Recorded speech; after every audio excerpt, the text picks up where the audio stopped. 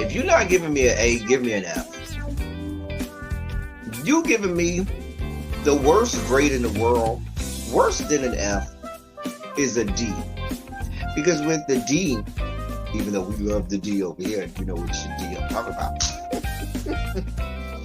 But with the D, oh, my coffee looks so good. It does. Compared to That don't even look like coffee. That's not even coffee. The way the whipped cream is running down the side of the coffee. That is over. The white stuff is run down the side of my face from time to time. That looks really good. Your coffee looks good. That's my coffee. It does look good. If I drank coffee, I would drink that. That looks like coffee. Y'all hire clowns as if you were running a circus. So you get a circus and you hire clowns. Anyway, moving on. Take it from the people who play cards for him. He be cheating. No, I only cheat on Uno. Only Uno. Only Uno. Uno, Tuno, Luno, he is a cheater. If you cheat, See, they say you probably look. He said you probably do cheat. He do. If you ain't cheating, you ain't trying. I'm out of here. Bye. OnlyFans so that you can look at the longer videos and you can go in the comfort of your own little room at the boarding house, rent it home, grab your little Albaline and smoke it out for as long as you want it, playing it over and over and over, the long videos of Malique's long peen, because you have an infatuation with his long peen. I am certain that at this point you want him to shove his long peen somewhere inside of your body. I'm just saying. The devil and the devil up here.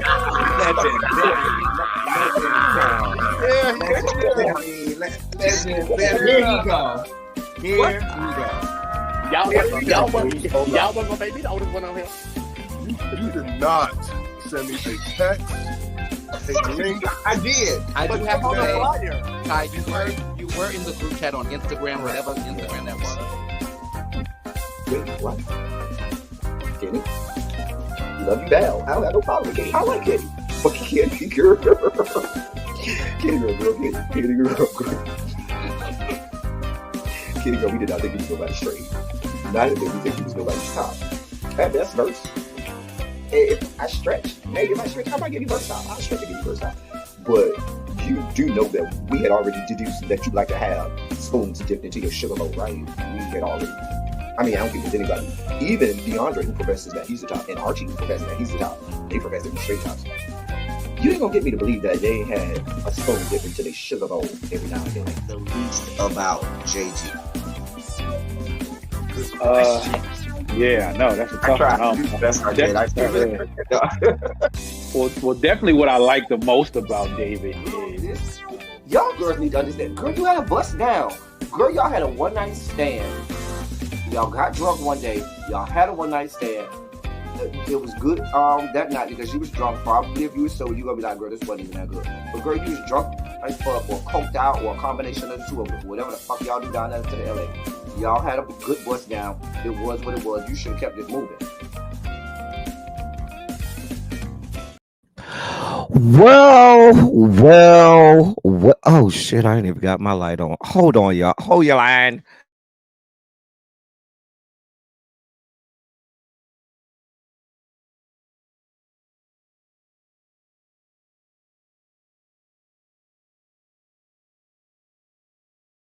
That's what I mean when I say we got to keep the lights on around here. The light was off. Dear God.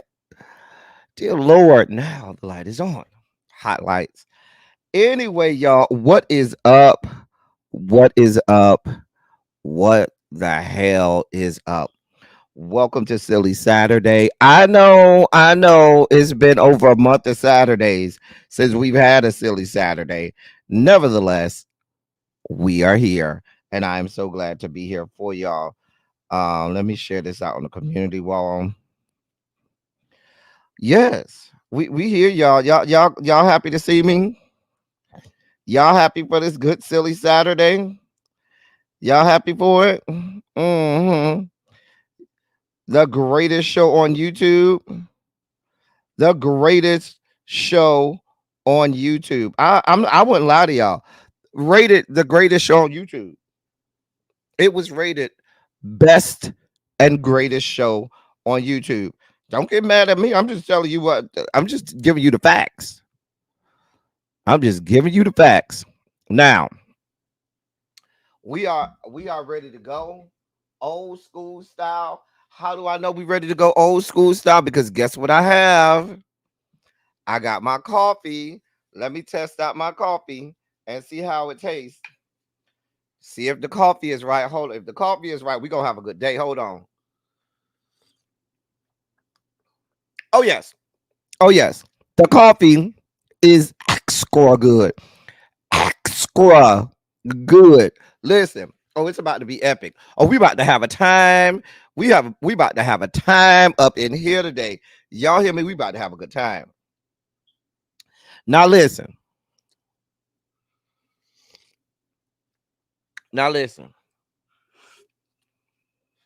Y'all go ahead as y'all come in, hit the like button. Please hit the like button because we need the people to know that we are here. We ain't had a silly Saturday in like 6-7 weeks. And so the people done got out of the, done got out of the habit of being around here on Saturdays. So we want to make sure that the people knew where to find us. Okay, the people know we here. So y'all go ahead and hit that good like button. Share the video out. Tell your friends. Post it on your social media. Do all of the things that the people do. Right, Harold? Extra. Now listen, let me say hi to y'all. As we do round these parts, let's go ahead and say hello to the people. And let y'all know we appreciate y'all for being here. Hold your line. Let's do this the right way. Hey, Liz Go. Yes, Liz Go, you can suggest emojis. Should we do one for chicken? Get your chicken here. Chicken, get your chicken here. How you doing today, Liz Go? I'm glad you're here. Marla Morris, what's going on, boo? How you doing, sweetie? So Jeff, our resident Haitian sensation, and our resident executive board member of the Beehive. He is here. Hey, crazy homebody girl, how you doing today, boo? Brown Mama is here, and we glad to have her. Symmetry is in place, and now we feel symmetric. Glad to have you here, Symmetry. Hey, motherfucking hey, Harold. Hey, Harold. Oh, we listen, we got some good palate cleansers today, y'all. I think we have a good year. Or the year in music. I think we have a good year. We'll let y'all decide. TJ, what's going on, boo? How you doing there, sweetheart? Jim Bunny, what's going on, my love? Jeannie, you are here, and we are glad to have you. Yana, you ain't got no game today. Yana, I'm glad you here today because Yana got kids that got chili in practice, football practice, and all kinds of stuff. So I expect Yana to be at somebody's football field or something today. Yana, take a couple extra Gatorades and stuff for us, and kiss the kids and tell them we love them and we rooting for them. Okay, I love watching Yana and her kids on her Instagram. I love seeing it.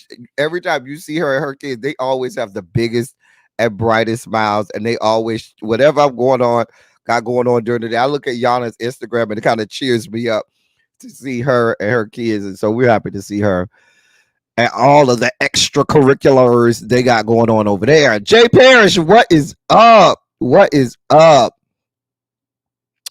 Xavier, I'm glad you're in class today. Every now and again, some of the hall monitors get besides themselves. I'm just glad Xavier's in class today. Lord. The coffee is coffee and great with the morning bake. Okay. Tracy W is here. Hey, boo. It has been a minute, Tracy W, but we here today. Hey, Fran. Yes, the Haitian sensation. Demetria, how you doing today? We need a hey Harold emoji. I might do that. Oh, that would be cute. Harold, Harold, hey Harold. We need a hey Harold emoji. Harold, I might need a picture from you. We might need a face picture, like a just a face picture, so I can put a hey Harold on top of it and make an emoji of it. Harold, we might need to do that because the people need them. Hey Harold, the members say they need them a hey Harold emoji. Okay, that's what they say they need. Harold, the people needs one. Okay. Yana does have a beautiful family. Beautiful family. Yeah, tell the kids we love them. Kiss the kids for us. We love the kids. We love the kids. We love the kids. Tacos and tequila. How you doing today, boo? What's going on, child? Harold, the people. You know the people. They like you over here more than they like me, Harold. They ain't even asked for an L3027 emoji. They just want a Harold emoji. God.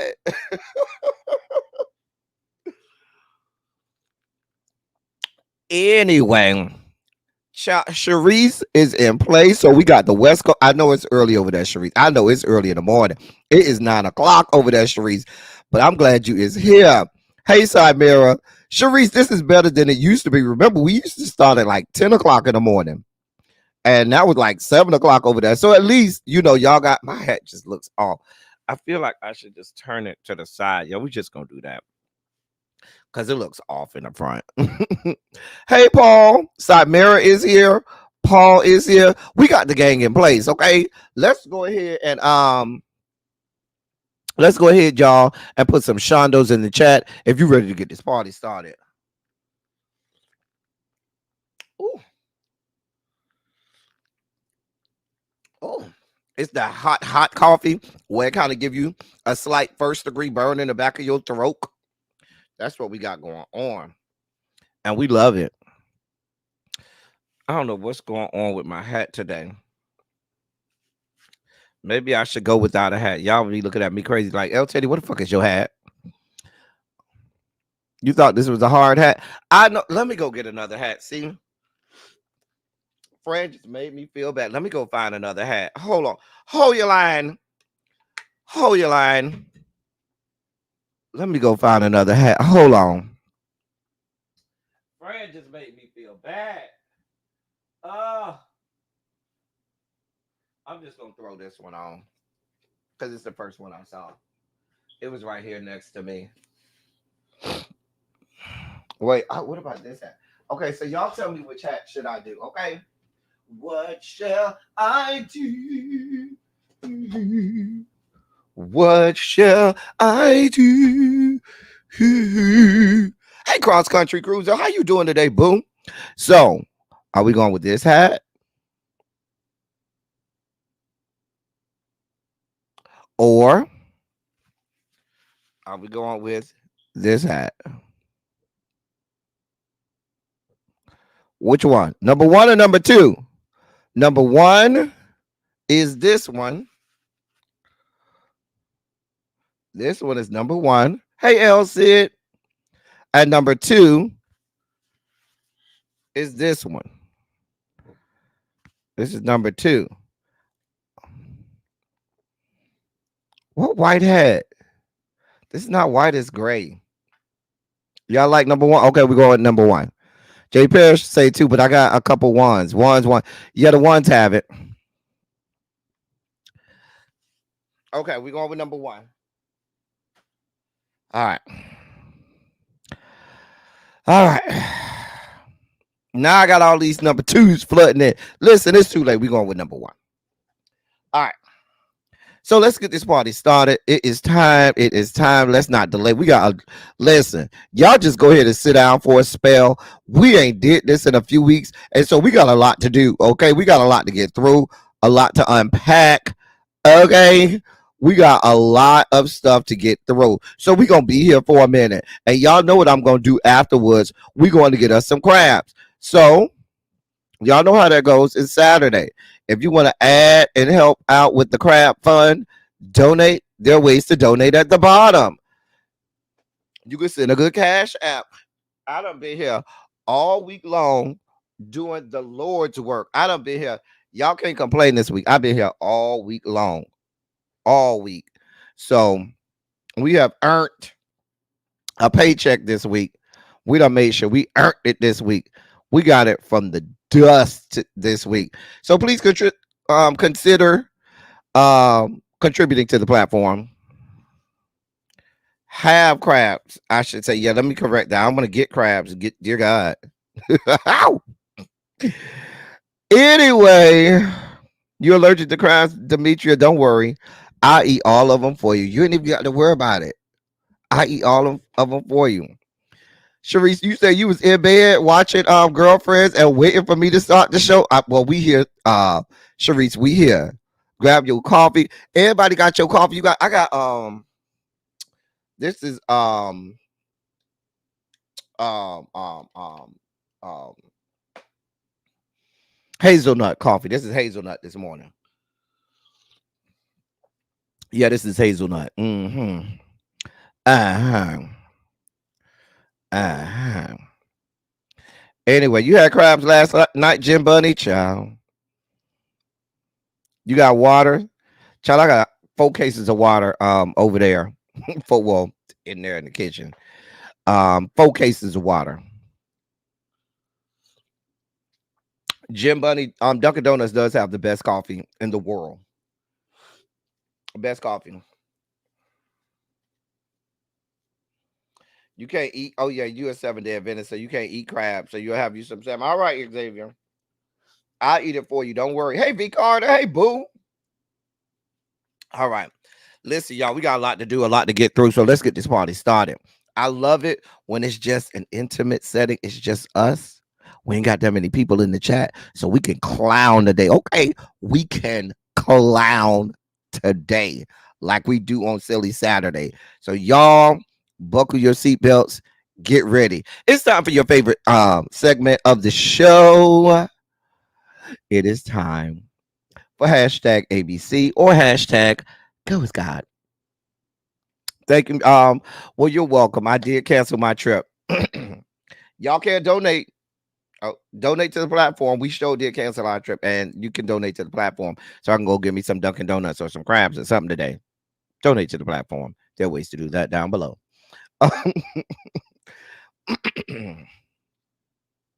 What Xavier said.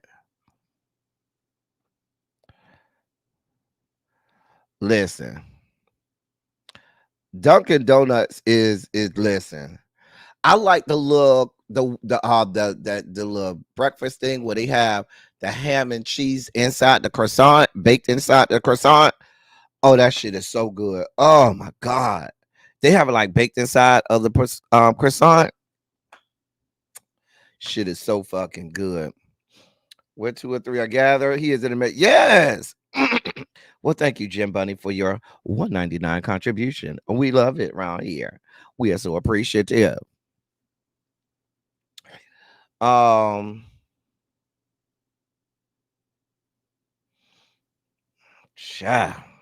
Anyway, we ain't got that many hashtag ABCs this week because we got a lot of content, so we ain't got that many. But let's see what we got.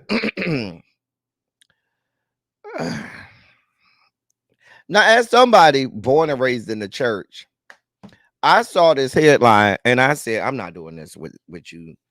Andra Day, I'm not doing this with you. She said speaking in tongues helped her prepare for this new horror movie called Deliverance. I was looking at the Rotten Tomatoes on it. It's supposed to be something about them a house over the over a portal to the gates of hell or something like that. And I think she's supposed to get demon possessed or something. I just can't. I'm not gonna even play with God like that. No, ma'am. No, God. Nope. Won't do it. She says speaking in tongues while she pray every day is how she prepared for this movie. I'm not doing this with y'all. Hey, MVN. Hey, boo. I feel like I ain't seen you in a while, MVN. So it's always glad to see you. Yeah, I'm so glad you're here. Thank you for being here.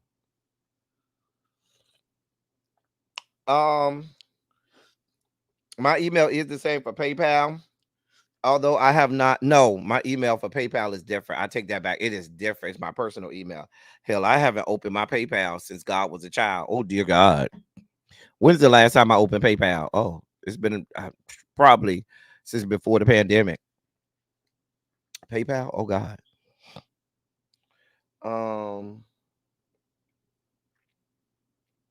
Yeah.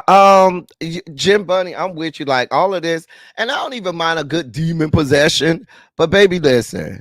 You talk about you speaking in tongues is what helped you prepare for it. Ma'am, I can't do it. I'm not gonna even play. My Cash App not coming up. Oh wait, hold on. Hold on. Hold your line. That would not be good. Hold on. Hold on.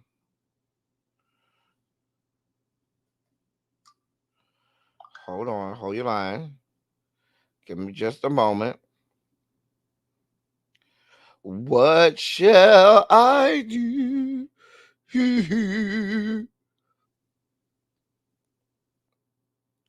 All right. Okay.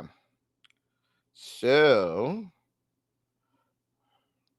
there are more than one. I wish my phone would stop going off. There's more than one way to skin a cat.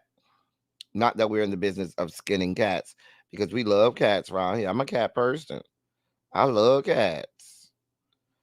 What shall I do? So if you need it real quick, there you go. There's a Cash App in case you need it. There you go.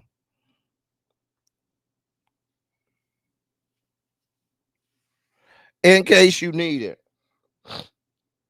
For those people who said they were having concerns and issues, there you go. I'll put it up again. I'll put it up again later on or periodically. And for those people who may need it. There you go. Ain't that this? Listen, fashion key. Fashion is key, girl. The people be sleeping on Tremaine. Tremaine is one of the greats. Tremaine Hawkins has been singing down for 50 years or so. Okay, just sing it down. Anyway, um, but yeah, there's the is that working? Does that QR code work?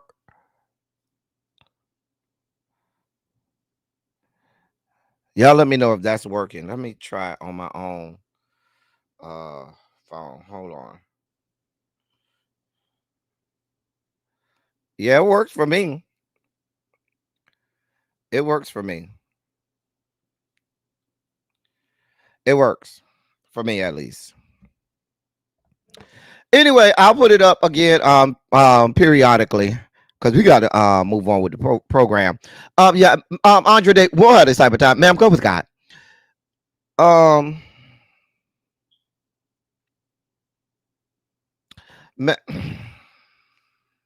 this is Xavier's girl, so I'm gonna just let him handle her.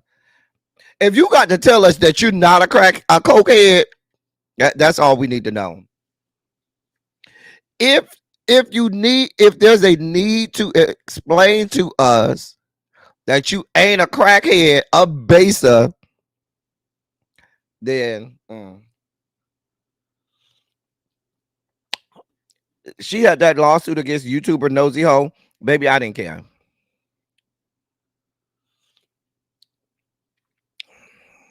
Uh, a bitch can't.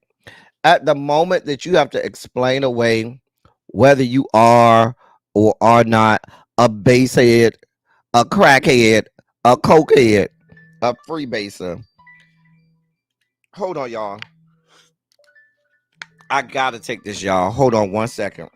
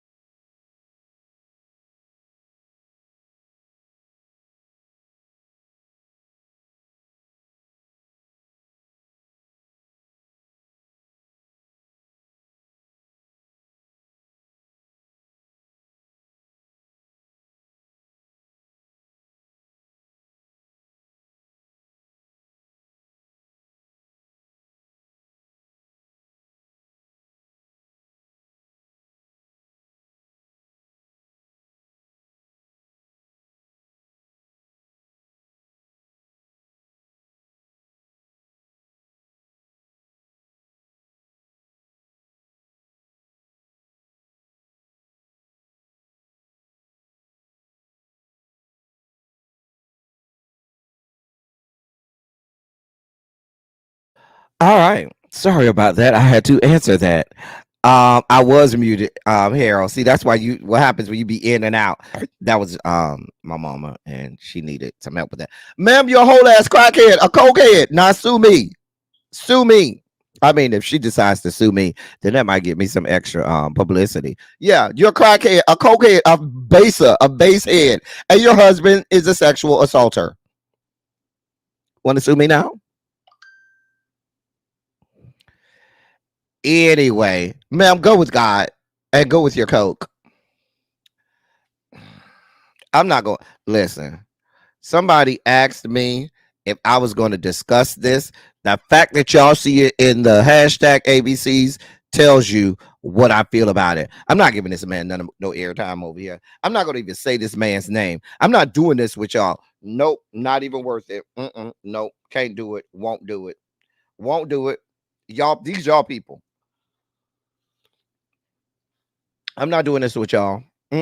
Nope. I don't believe any parts of it. Nope. I believe no parts of it.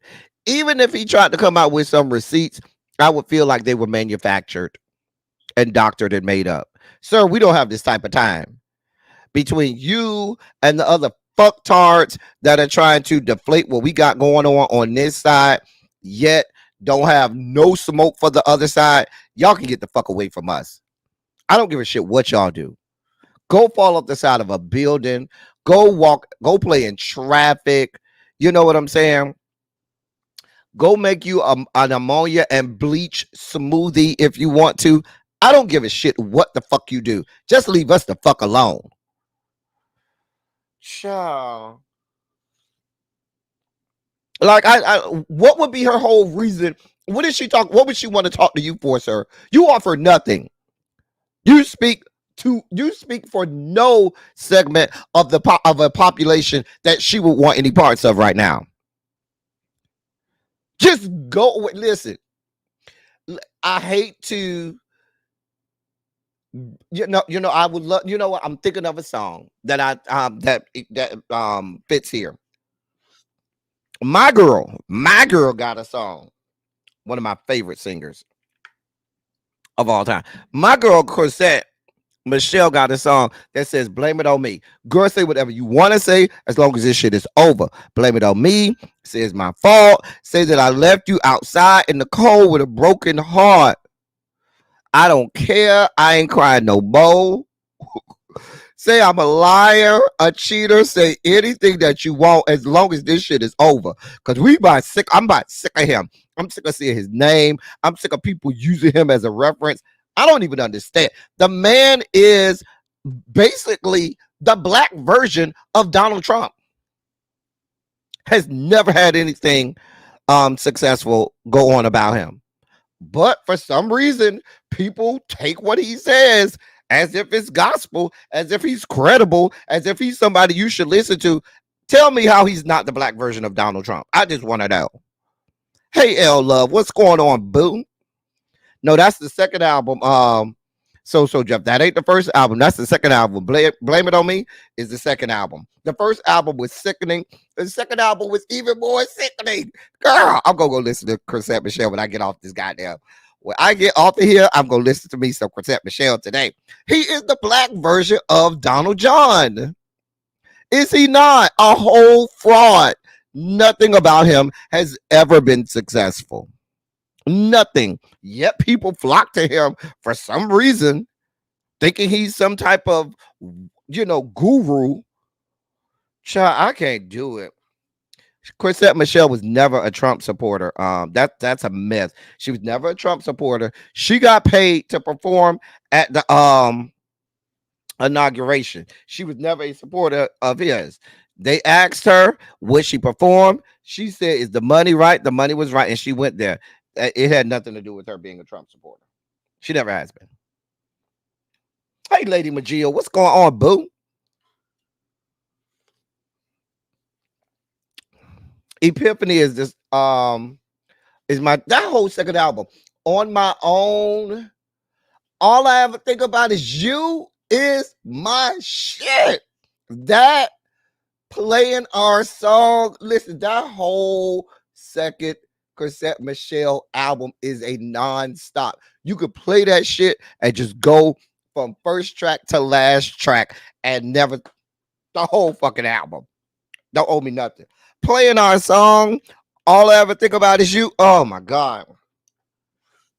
Listen, if you ain't played all I ever think about you is you drunk thinking about your man or your woman. Oh my God. Oh, when she hit that bridge.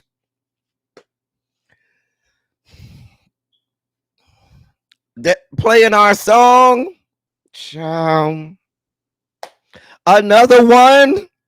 Child. Y'all can't come for Chris. That second album, bitch. Bitch. Another one. Riddle me this. When you be with your friends, laughing and talking and laughing and drinking and loud talking, why you get quiet as soon as I walk in the room? Ow! Riddle me this. You gonna run out with yours, but expect me to stay indoors. You don't ever want me to hang out with my crew. Ow! Baby, I'm a grown woman dealing with grown woman things. Ow! So if you want to stay my man, some things gonna have to change. Ow, ow. Cause I'm so done with the child. Y'all don't want no parts of Chris said. They be hating on my girl. My girl's voice is sickening and her lyrics are everything. YouTube can't do nothing to me because I'm singing. Now that'd be one thing if I was playing the music, but I'm singing myself. Cha. Yeah. Anyway.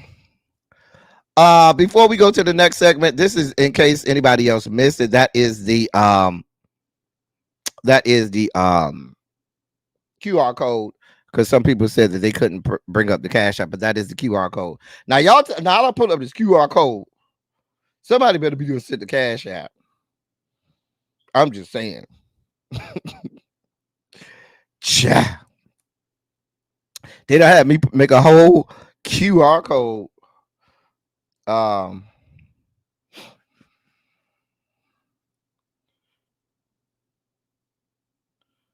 Hey, L Sid, thank you so much, L Sid. I see you. L Sid did send a Cash App. Thank you, L Sid, for your Cash App. L Love sent one the other day, and we thank you again for that, L Love. L Sid did send a Cash App, and we appreciate it. All right, let's go in the dossier. It's time to delve into the dossier. Now we're going to be interactive. I got a few videos for the in the dossier today, so we'll look at those when we get to those segments. Let's start off with these two right here. Now that's Tina Knowles and her husband. They're still married officially, but they done settled in on their divorce proceedings. That's Richard Lawson and Tina Knowles. So they've been married. They were married for 8 years. And so they have filed for divorce, and they have finally settled on divorce proceedings. Now there's not going to be any spousal support, but she got to pay that man 300 stacks. So she got to pay him 300 stacks. That ain't a lot of money for Tina Knowles. She got that kind of money, child. She got that kind of money all the time. I ain't worried about that. She said, "Oh, that's all I need to pay him." All right, what do I write the check? All right, go ahead. 300 stacks. There you go. And no spousal support either. Okay, great.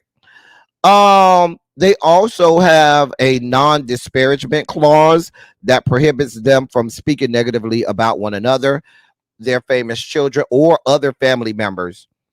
Yeah, that's the long and short of it. It ain't too much. So as far as shared property, a 2018 Tesla, a 2020 Bentley, the matriarch book deal with Penguin Random House, a 1% interest in Kirby Beauty Management LLC, furniture and artwork in Tina's possession, and all creative works, ideas, drafts, and other materials generated by Tina during the marriage will all not belong to Tina, but still need to be divided. They still haven't worked that out. Okay. Well, no, I'm sorry. That part, all of the stuff that I mentioned is going to Tina. There are other things I should say that need to be still divided. But everything I mentioned, that Tesla, the Bentley, the book deal, the beauty business, the artwork, the furniture, and the creative works and all of that, Tina did get that. But they have some other things and properties that they need to separate and stuff like that. But I mean, right now, only thing Richard Lawson is getting is his 2021 Escalade, several bank and retirement accounts, and all money owed to Richard Lawson Studios, any royalties earned, and all creative works he came up with during their marriage. So, people be making just because she's Beyonce Skank's mama. Hey, Montrez, what's good, bruh? Because this is Beyonce Skank's mama, they be making her a real topic of conversation. I don't really be featuring Tina like that. Tina done said some problematic stuff in the past, and I don't really be featuring her like that. But because she popped out Beyonce Skank, y'all look at her like Mary, Mother of Jesus, or something like that. Like, I don't, y'all got shrines and shit to this woman, and that I don't even understand it. Let me move on before So Jeff pop out the bushes and stuff like that. Child. Look at him. Look at him. Look at him. Look at him. Look at him. He was ready, locked and loaded. Child. Here. Ma'am, sir, go with God. I don't know nothing about that. Tacos and tequila. I don't know nothing about that. You gotta ask So Jeff. He's a member of the executive board of the Beehive. He would know that. Anyway, look at Harold. Look at Harold. Look at ow. I'm not pressed with those women. I love Solange, and all of those women, Solange is my hope. I love that bitch. I live for Solange. Now, if y'all came in here and want to have a whole Kiki and haha about Solange, I'm here for Solange. That is my bitch. Now, if we had Solange in the news more often, I'd be okay. But it's these other heifers y'all always talking about. Listen, Snoop Dogg went over to the Olympics. He made $9 million. They're saying he made close to $9 million for the time he was over there. NBC is happy because they said ratings were up more than 70%. That's 70%. And yes, Angela, you say you came and heard Beyonce Skank and immediately child. Whatever, Angela, we ready over here. We ready. Chicken, get your chicken here. Anyway, Snoop Dogg went over there and did his thug thizzle over there. Okay. He went and made his coins. I ain't mad at it. NBC ain't mad either, because that translated into ratings for them, so they could charge sponsors more. Everybody came out making money. Everybody good over here. We all can eat. Shout out to Snoop Dogg letting everybody know, bitch, we all can eat. I get my coins. NBC getting their coins. Everybody good over here. Now, I don't know if he gets any percentage of the ad revenue. I doubt that. I just don't see NBC Universal doing that. They probably said, sir, this is how much we gonna pay you, and that's gonna be it. Now, you talking about ad revenue? I doubt he get that. He done became America's sweetheart. You know, they had him and Martha Stewart. I said Martha, like loofah, Martha Stewart. They had both of them hoes up there, but it was all about Snoop. We don't care about Martha. She's a whole convicted felon. Hey, Cajun. Child. A quick walk. There are no quick walkthroughs around here. Child. Martha. I think Snoop be quietly fucking Martha on the back end. Snoop be over there bending Martha over. When them cameras go off, I know, because remember they had a whole show together. Snoop done bent Martha over the kitchen island over there down to the studio and blew Martha's back out. I'm just saying, hey, Catherine Powell, what's going on? Child. Anybody I call Buki, I've seen them naked. You're not Buki. I know it's cringeworthy, but I'm telling you, Martha done got bent over that kitchen island. Tell me I'm lying. Martha, give me shit either, Xavier. I get that from Martha. Martha looked like she. Listen, remember Martha done did some time in jail, okay? And Mama is a eater. I'm just saying.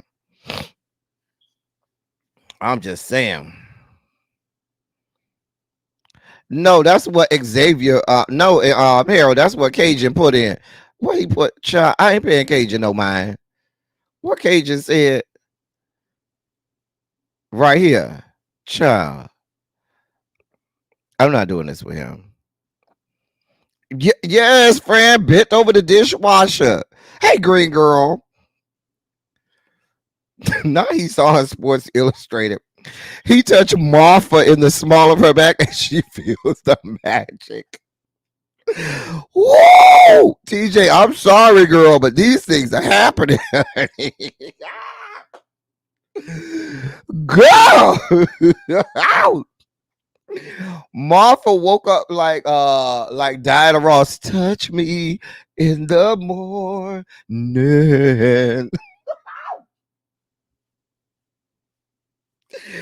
Oh, child, Martha went to jail, and that many years in Hollywood, she could have got out. He never blew that child, didn't he? Child, the twinkling of her eye, ain't it? Child. And they making money together. You know, Martha know how to make a coin now. So Snoop learned from Martha. Now, if Martha gonna do one thing, if she gonna do anything, Martha gonna make a coin. She gonna make a coin. Child. It ain't me, y'all. It's these people in the chat over here. Y'all over here in the chat. I'm just the host. The real show is over here in the chat. I'm just over here being the host. Anyway. In more news, so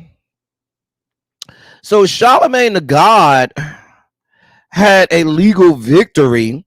So remember, he had that sexual assault of a minor. Remember, he sexually assaulted. He was indicted for criminal sexual conduct with a minor, as well as contributing to the delinquency of a minor. And he accepted a plea deal in 2002. Remember that? You know, because they try to sweep that under the rug. Well, the woman that's involved with it sued him for defamation because he wrote a book in 2017 and detailed the incident, gave his own account of the incident in said book. Well, the victim sued, her name is Jessica Reed. She sued him and the publishing company. I feel like that's where she messed up when she added the publishing company, because the publishing company is here for it. They got lawyers already that's on payroll, and they're here for all of this kind of stuff. So anyway, the motion was dismissed. The case was basically dismissed. She had a defamation and intentional infliction of emotional distress claim, and the judge and so the publishing company offered a motion to dismiss her claims, and the judge accepted it, and the judge sided with Charlemagne the God and the publishing company. Sure did. She said, quote, I think his name, what's Charlemagne the God name? Leonard something. Let me wait. I think it's Leonard McKelvey. I think that's his name. Yes, Leonard McKelvey. Yes, that's his name. Well, the judge said Leonard, his quote, his recounting of the assault and its aftermath is entirely compatible with the plaintiff's account of the assault, except for the plaintiff's allegation that she was able to see his face prior to his sexual assaulting her. Prior to him sexually assaulting her. In any event, his account, although self-serving in its version of events, does not expose the plaintiff to hatred, shame, obloquy, contumely, odium, contempt, ridicule, aversion, ostracism, degradation, or disgrace. In the quote, and that's why she dismissed it. Yeah, I like I said, had she left the publishing company out of it, I think she might have had a chance. But when she included the publishing company, I don't know what to tell. You fighting against a machine. You fighting against yeah, his name is I knew his first name was Leonard. I couldn't think of his last name, but it's Leonard McKelvey.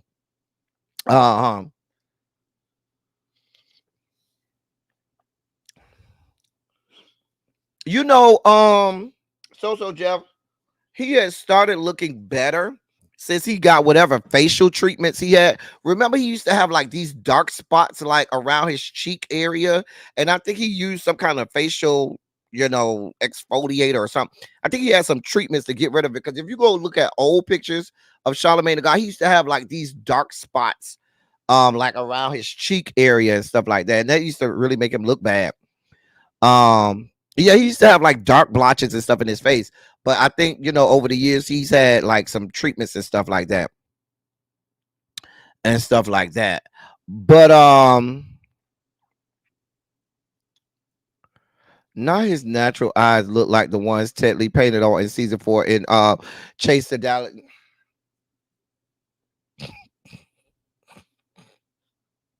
This is why we can't have nice things. Because you people. Oh my God.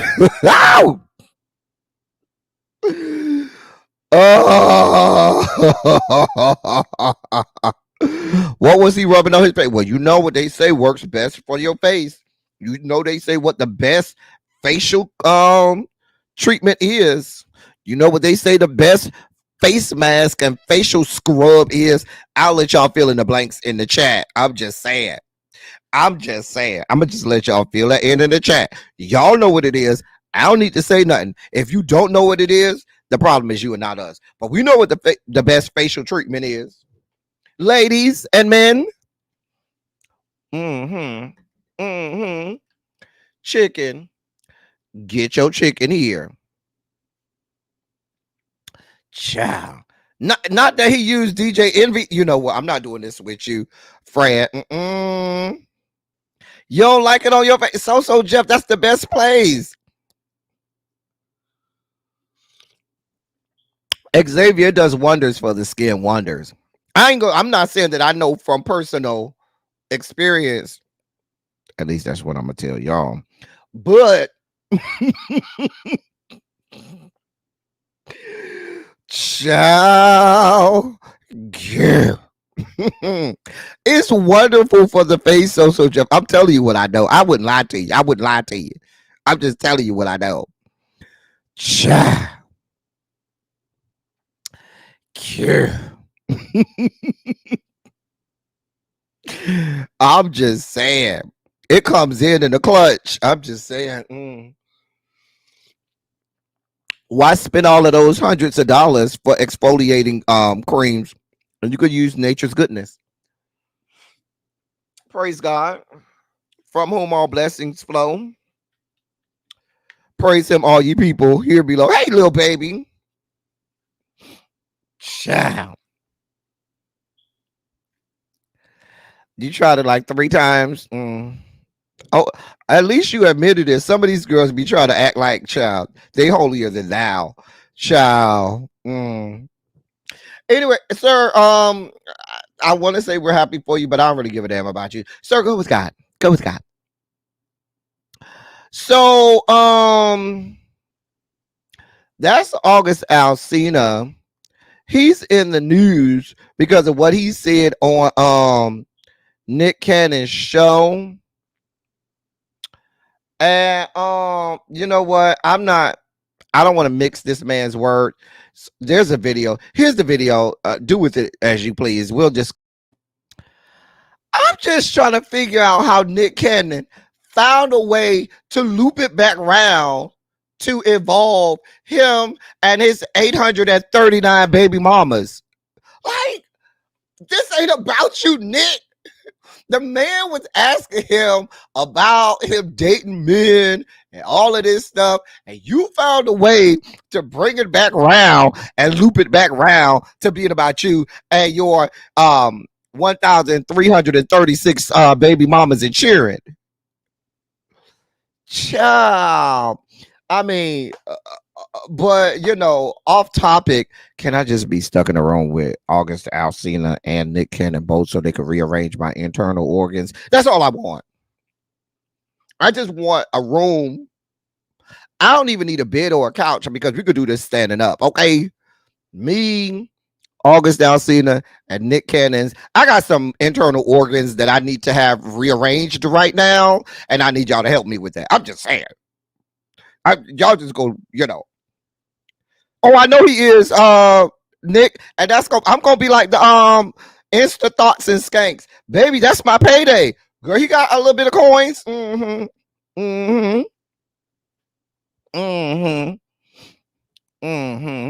I'm just saying.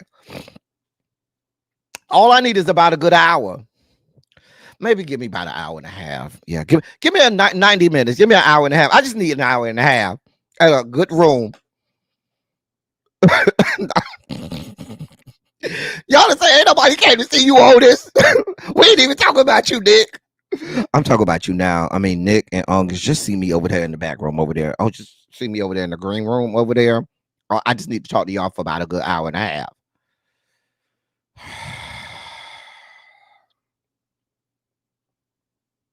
I'm just saying. Xavier, you've never done it standing up. Oh, you haven't lived, Xavier. You got to live, bitch. Xavier, you're too young to not have lived. Baby shark, do.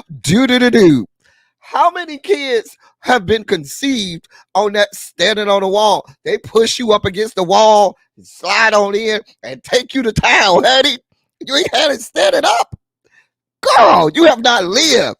Put a 27 in the chat if you've had it standing up. I promise you it's going to be some 27s, Xavier. You too young to not have lived, Xavier. You got to get your life, Xavier. It slides in a lot easier when you standing up too.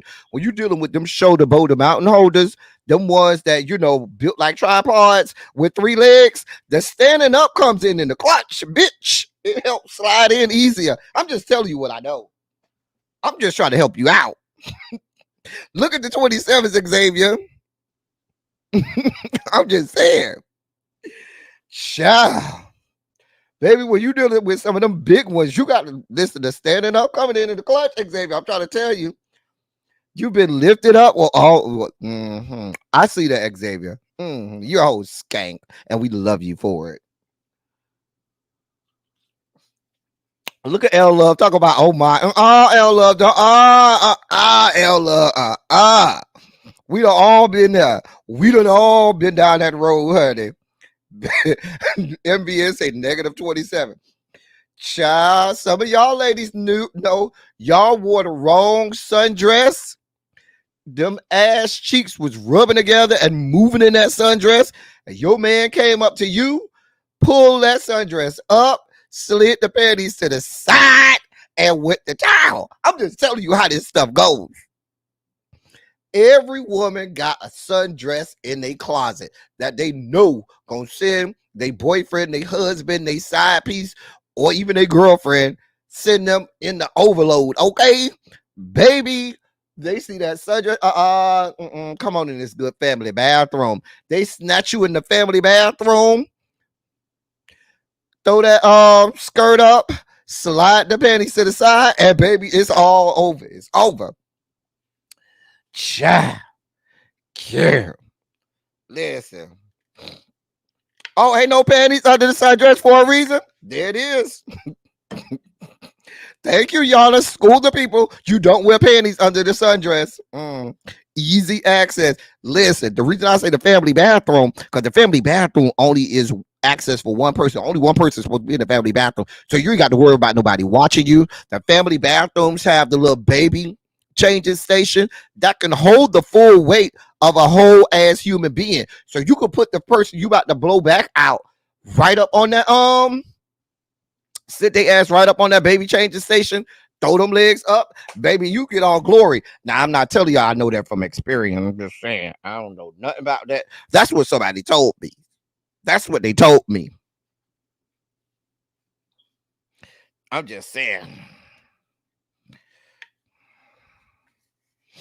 Baby, that standing up comes in the clutch. Y'all ladies know, y'all ladies, if you got a sickening sundress, put in the chat what color is your sundress that you got, that you know if you wear, your man is finna go crazy. What is the color of your sundress that you put on that you know he's about to get some today? It did go left, Tracy. Oh, LC said hers is white. Every ear say mine is peach. Yes, God. Woo.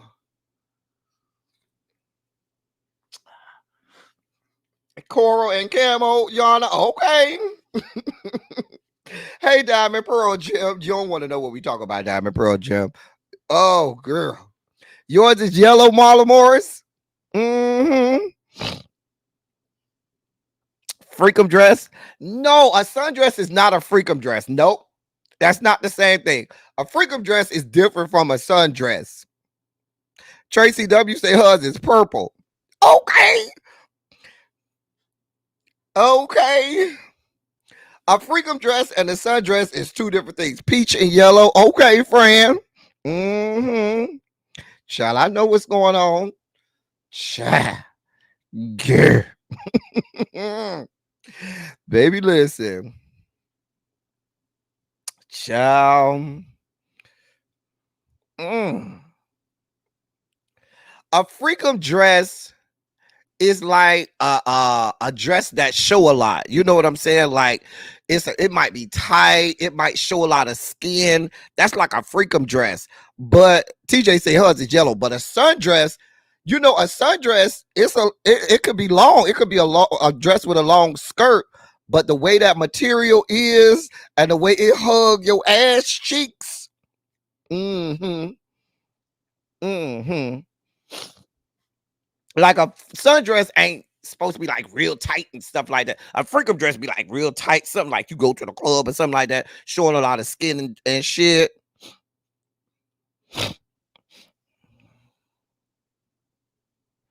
White, because he know I don't want to be pure. Y'all is a mess. Spaghetti straps and a slit are sure ingredients of a freakum dress. Right, a freakum dress gonna have a lot of skin showing. A sundress, you may not have a lot of skin showing at all. But baby, the way that material hug them ass cheeks, and when that woman is walking and them ass cheeks start to have a little friction, and they start to do doom doom doom doom doom doom doom doom doom doom doom. Yours is mint green.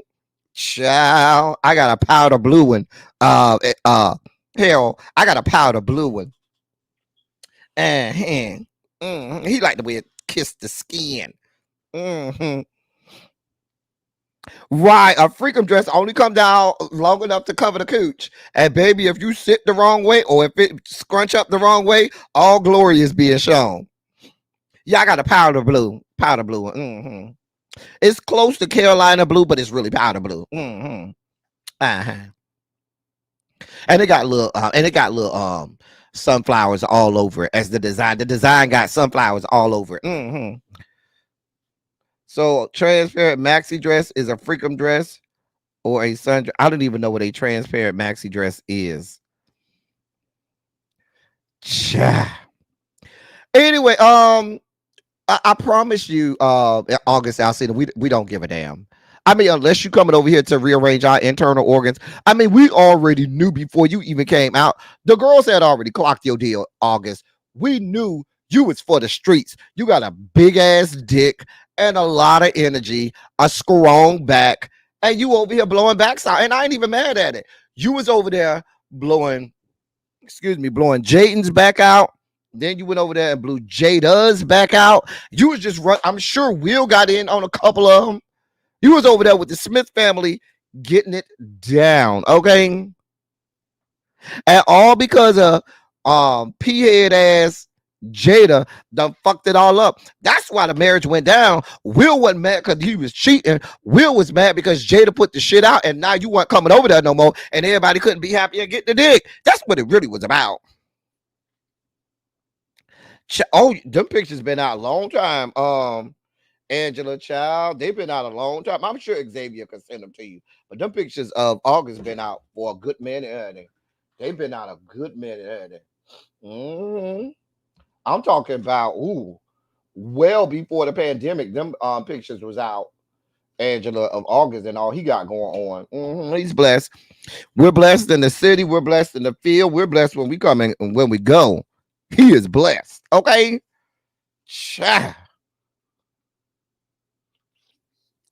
He was, Angela. He was happy. They was happy. Everybody was happy. Until Jada old p-head ass gonna come and fuck shit up. You know, it don't make no sense, Jada. I never liked her. Anyway, sir, we love you down. I mean, when you and Nick ready to come over here and rearrange some internal organs that I need rearranged, come over here and talk to me, okay? Other than that, go with God. So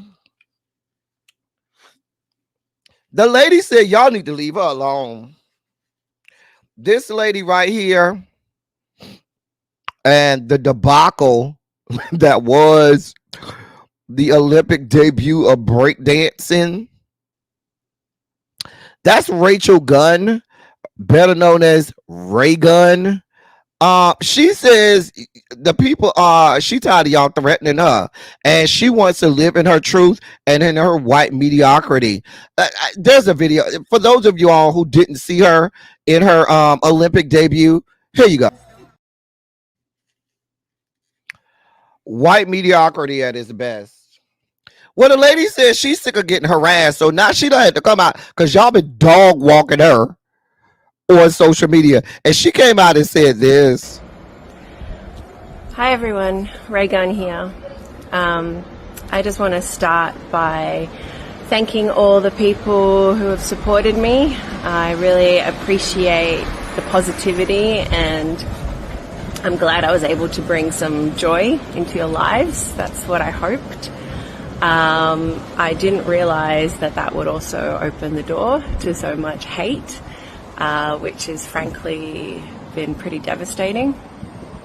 Well, I went out there and I had fun.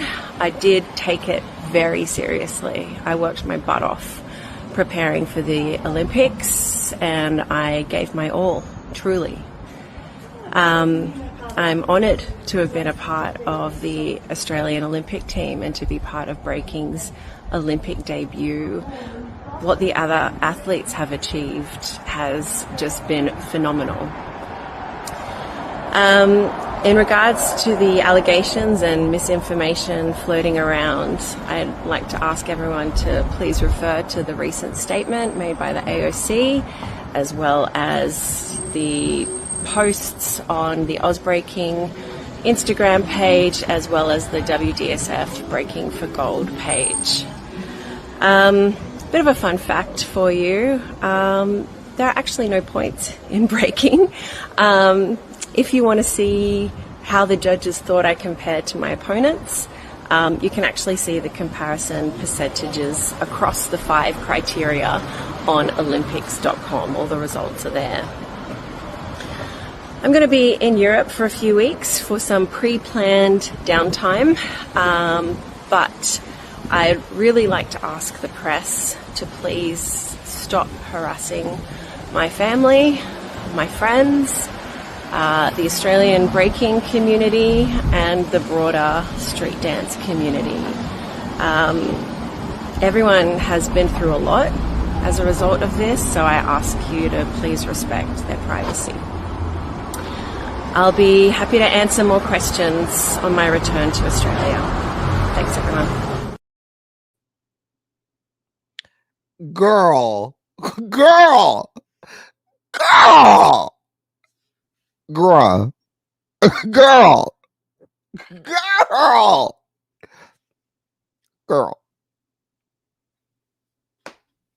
My commentary is all one word. That's all you need.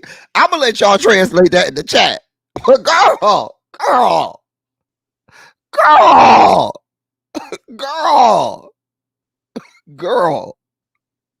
I'm gonna just let y'all translate that in the chat. I don't even need to say that. Y'all see what's happening here.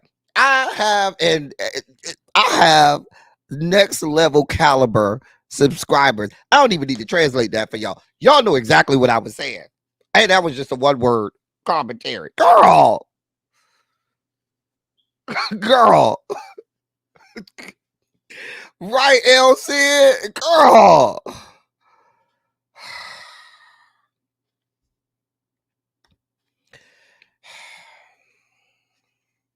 This was the epitome of white people turning mediocrity into an Olympic sport.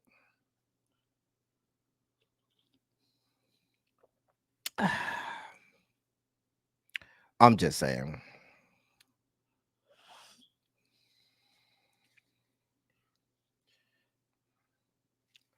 I'm just saying.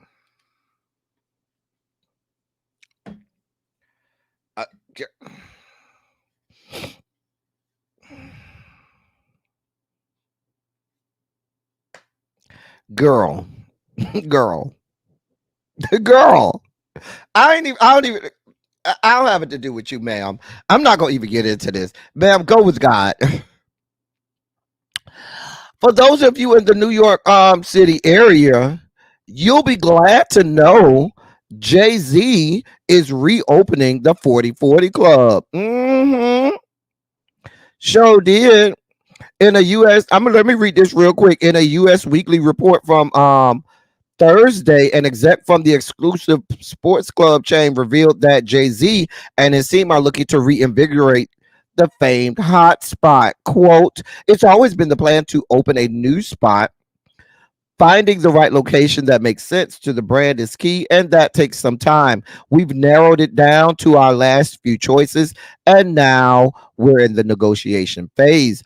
Hopefully by the end of this year, we'll have a lease signed and we can break ground.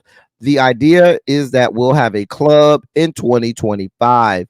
End of quote. And that's coming from Sheldon Robinson, president of operations down to the 40/40 Club.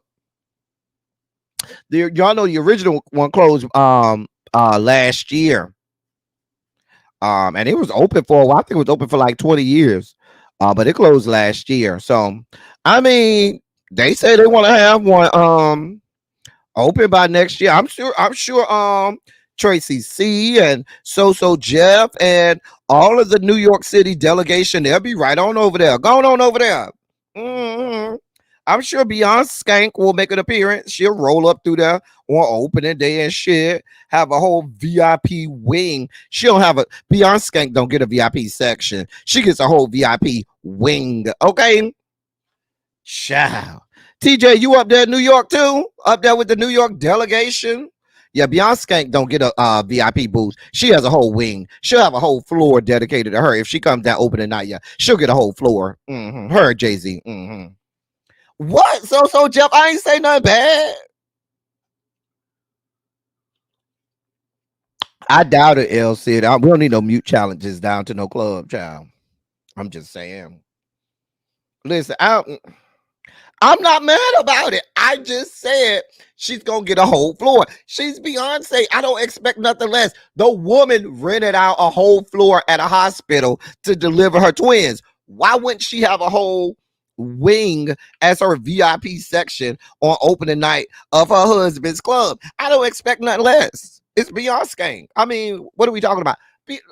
Like it or don't like it, Beyonce is one of the biggest names on earth. You will be hard pressed to find anybody with a bigger name than Beyonce. The woman is everywhere. I would never take that away from the woman. The woman is one of the most famous and powerful celebrities on earth right now.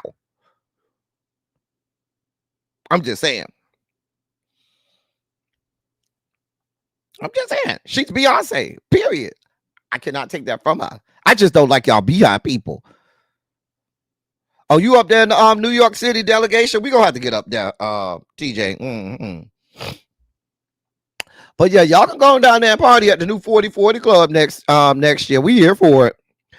So we reported earlier this week that Ursh had to cancel his opening tour stop here in Atlanta. Well, more details have come out. So apparently he's canceled 2 additional tour dates because he allegedly injured his neck during rehearsals. He injured his neck during rehearsals. His doctors initially thought that he would be cleared to perform his Friday and Saturday shows this weekend at the State Farm Arena, but they said he's going to need more time to heal. Here's what Usher said in a statement. Quote, earlier this week, I suffered an injury to my neck while rehearsing to provide my fans with the greatest Usher show of all time. My hope was that with physical therapy and medical treatment, I would be able to overcome the injury and be ready for opening night. Unfortunately, the injury has not healed yet, and my doctors have instructed me not to perform any shows this week. End of quote. He did say that his doctor told him that with appropriate rest and treatment, he will be ready to perform at the next scheduled tour stop in Washington, D.C., and that's on Tuesday. He was supposed to perform August 14th, 16th, and 17th in Atlanta, and they rescheduled those for December 9th, 10th, and 12th, respectively. He also said in a statement, quote, I love my fans and thank you for understanding that this injury must be healed so that I can give you the 100% excellence that you expect from an Usher show and that I will be on stage in your city very soon. End of quote. Okay. I mean, I'm glad they let you heal. You know, this is 2024. Back in the day, them old record producers and stuff like record company producers and stuff like that, they didn't give a damn. Back in the day, they'll have your ass out there in a goddamn neck brace making that money. They ain't play them games. Look, if you chronicle, I'll give you a perfect example. If you chronicle the history of Whitney Houston's career, during one of Whitney Houston's first tours after the second album, the tour flopped because she had a tear in her vocal cords, and they told her ass to go out there anyway instead of letting it heal, and her voice never fully healed after that. Never fully healed. She was okay when she got back around to the third album, but you can dramatically hear the difference in that third album and the second album. Also, you hear after she let her voice heal a little bit, she came back with the Bodyguard album, and her voice sounded much better. Her voice sounded much better on the Bodyguard soundtrack than it did on that third album because she got a little bit of rest. But record companies, they don't give a damn. They'll tell your ass going on out there. Won't give a shit. We need this good money. We got contracts. Child. Well, we'll be praying for you, Usher. I'm gonna send somebody around there to nurture your wounds and stuff like that. I would go, but I gotta make sure you know you got your Valtrex and all that other stuff you need. You know, in case you have an outbreak. I would go over there and rub you down, but you know, I gotta make sure you don't have your Valtrex and every other things you need to treat that herpes that the people allege that you have. Okay, the herpes. You know, you gotta, if you have an outbreak, we don't want to be rubbing you down. Yeah. Just saying. Anyway, we love you down. Go with God. Well, and some good news. Oh, did I just close the dossier? Way to go, L Teddy. You just closed the freaking dossier. In good news, they are placing that, well, they have placed, I should say, a 12-foot statue of John Lewis down in DeKalb County, Georgia, and it's replacing a monument to a Confederate leader that was taken down back in 2020. There was a monument in Decatur County that stood for over 110 years. It was erected in 1908, and during the aftermath of Black Lives Matter, that thing was taken down in 2020. Well, now in its place, they have placed a 12-foot statue of John Lewis, civil rights leader and former U.S. House Representative John Lewis. And we're happy for it. That's a great thing, great monument to him and all that he meant to this country and to the people of Georgia. So shout out to Decatur County, Georgia, for getting that right.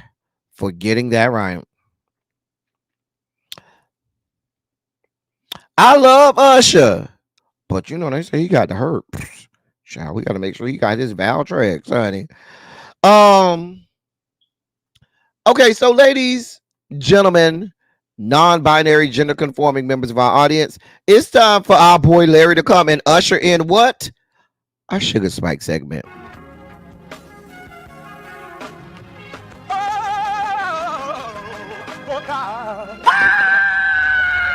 You see, this is the part that I like.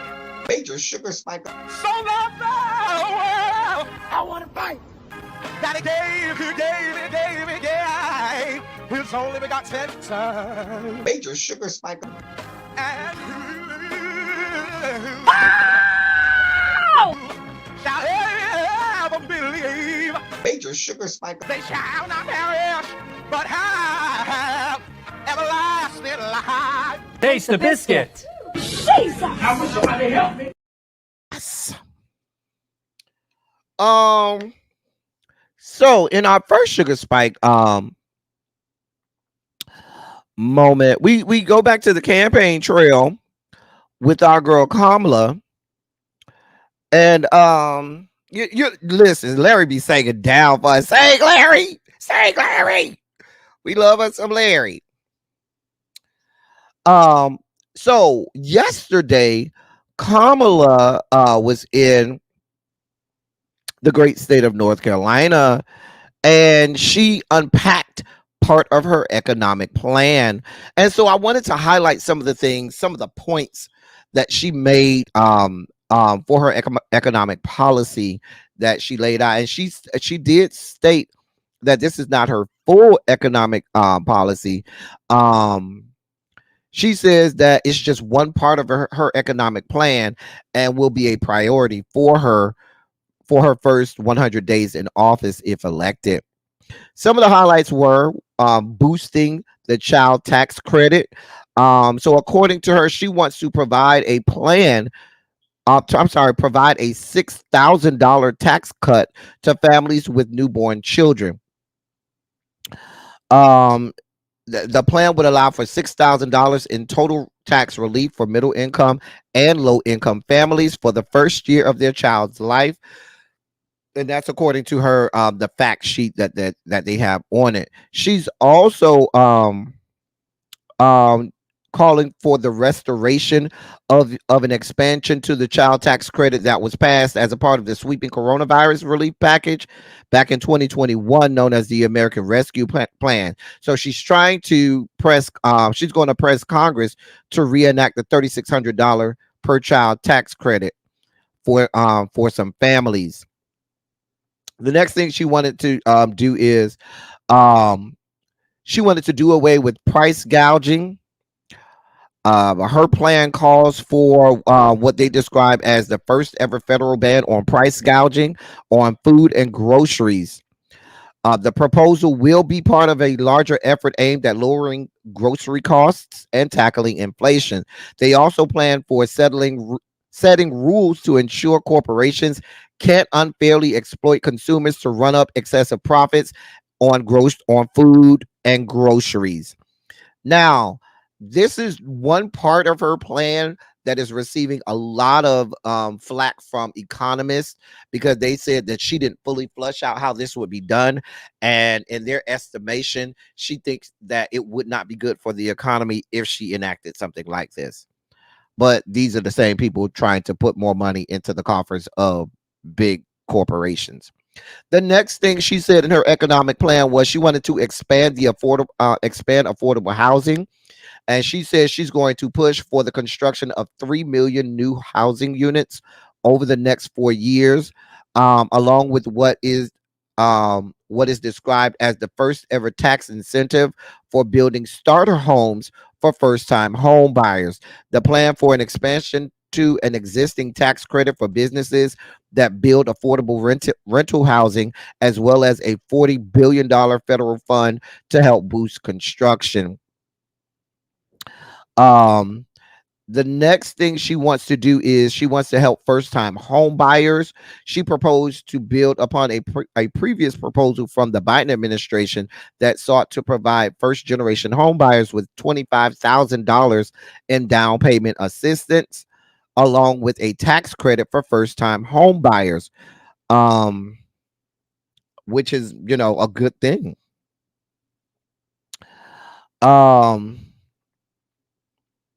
And the last thing I saw on the talking points from the campaign was she wanted to limit taxing on tips, and she spoke about that earlier, where she voiced support for ending taxes on tips for service and hospitality workers last week. That also caught a lot of flack because she did not immediately say how she was going to do that, and it caught a lot of establishment Dems off guard. That is a very progressive that's something that the progressive side of the Democratic wing wants, and some of the establishment Dems kind of push back on that, saying that they weren't informed ahead of time she was going to say that, and they wanted to know exactly how that would happen. So like I said, she just gave parts of her economic plan. Certainly they said that she's going to flush that out more so coming next week in the during the DNC, which starts on Monday.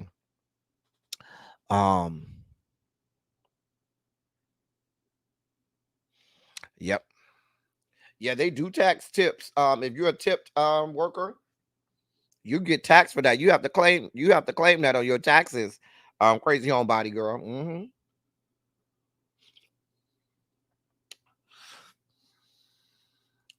Child, little baby, I don't know. I'm waiting for the first politician to do something for single folks with no cheering. That's what I'm waiting for the first, because they like to put everything on the backs of single people with no cheering. I'm waiting for the first politician to come out and say, I don't just want to help families. I want to help those single folks with no children, because they out here hurting too. I'm just saying.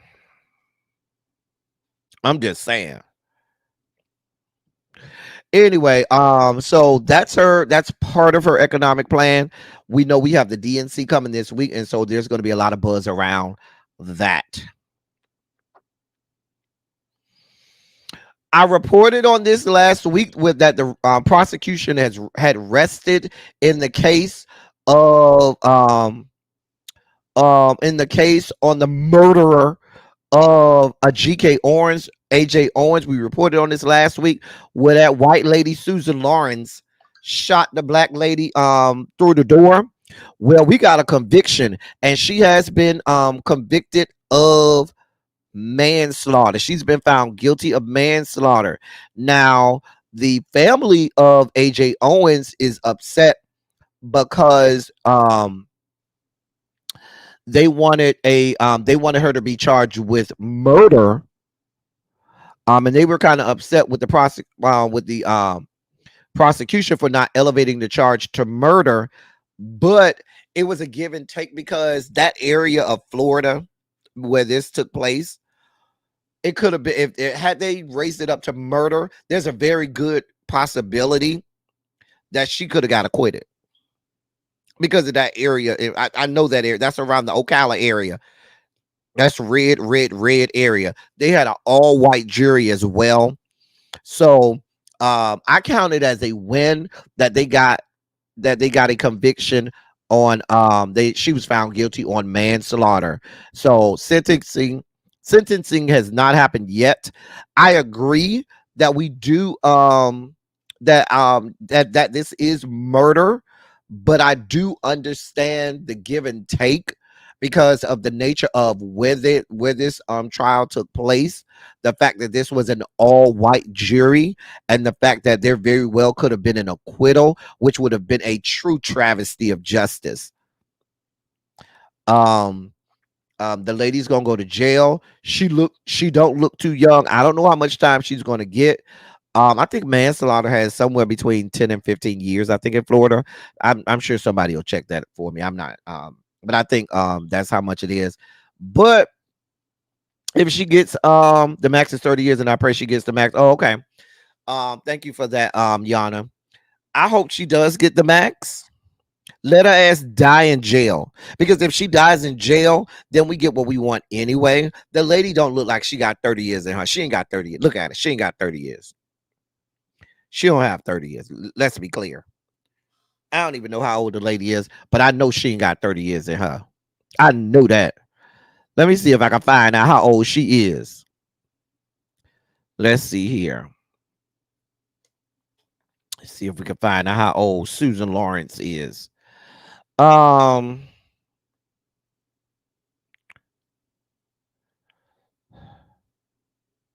She's 60 years old. She is 60 years old. Baby, she don't got that. She don't got the type of time. She don't got 30 years in her. She ain't got it.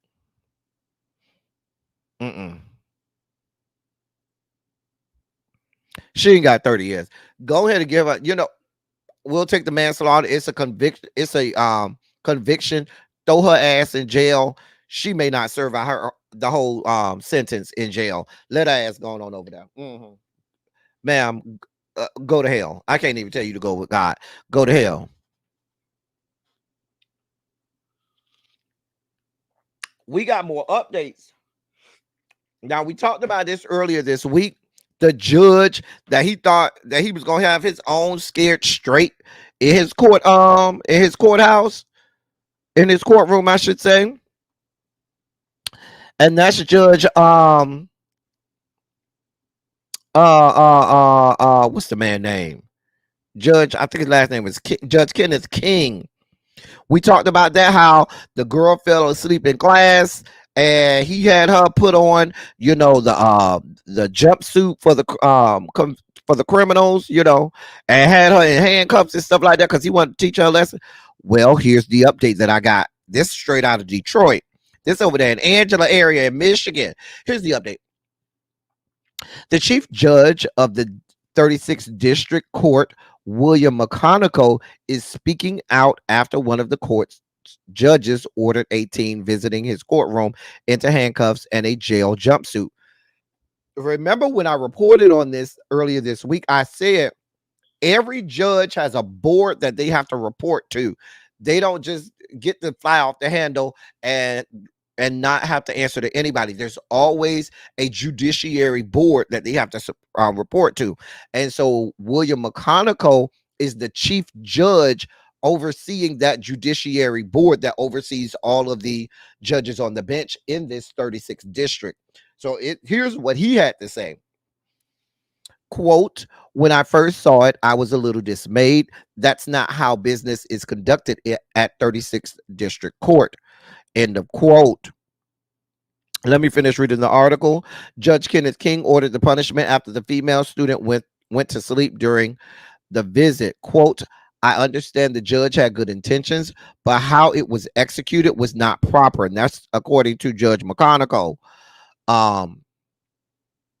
According to reports, the teen's mother says her child was sleeping because she was tired since they lack permanent housing. That's the part that I'm glad they put in there. And that's something that we learn as teachers a lot of time. As teachers, that's one of the first lessons that I learned my first year teaching. A lot of times when you see kids falling asleep in class, it's not necessarily because they're bored. it is because there may be there are more often than not is stuff going on at the house that may be causing them not to be able to get some sleep. So they come to your class, they might have been up all night. They might have been keeping kids all night because their parents got to work at night. They might have been on the block serving drugs all night to try and, make some money for the household. It's a lot of things. They may not have permanent housing. They might be unhoused or homeless. And that might be a reason why they're sleeping, because they just can't get a good night's sleep. And so that's why one of the things you learn as a teacher is, if a child is falling asleep, you don't ridicule them, you don't call them out, you don't make them feel bad in class. You say, hey, let me talk to you after class, so you can get down to the root of it, because a lot of times they may not even be willing to tell you what's going on in front of everybody because they might be embarrassed. So they are oftentimes, if you can get them by themselves and talk to them as a teacher, or maybe with a counselor, guidance counselor, you can talk and have that conversation and see what's really going on. Hey, Phil, what's going on? But that was let me keep reading. Judge McConaughey said, quote, whether the young lady was homeless or whether she lives in a mansion, she should not have been treated that way at 36th District Court, end of quote. Judge McConaughey also said, quote, Judge King is not doing a docket at 36th Court right now. He will not have a docket until he is undergone sensitivity training, as well as some other training dealing with the trauma and dealing with cultural competency, end of quote. They said there is no timeline of when he will be back with a docket. In more news involving this, I'm sorry, let me finish saying what Judge McConaughey said. Judge McConaughey said, quote, after he has completed that training and we've had some conversations and we're clear on how we're going to move forward, then he will be eligible to resume his docket, end of quote. Now, according to Judge King, the fallout from the incident is he's receiving death threats. The Detroit Police Department, I'm sorry, Judge McConaughey is quoted as saying, quote, I did have a conversation with Judge King and he alerted me that there were some threats. Detroit Police Department was contacted through our director of security, and we are taking all threats to be credible. We were able to get Judge King out of the building yesterday, and he is safe.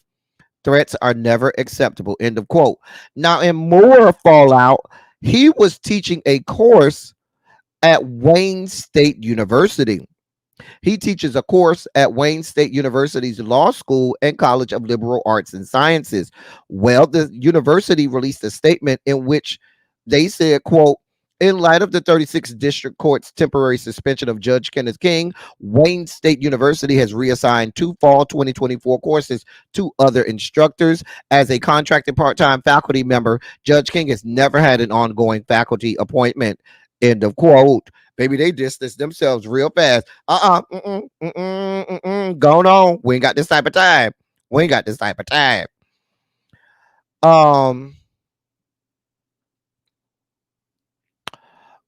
Judge McConaughey went on to say, quote, when I come back in town, I will be willing to sit down with the family, and I would like to bring the young lady back to my court and to meet some other judges. We don't want that to be her last memory of the judicial system or of District 36 Court, end of quote. I'm here for it.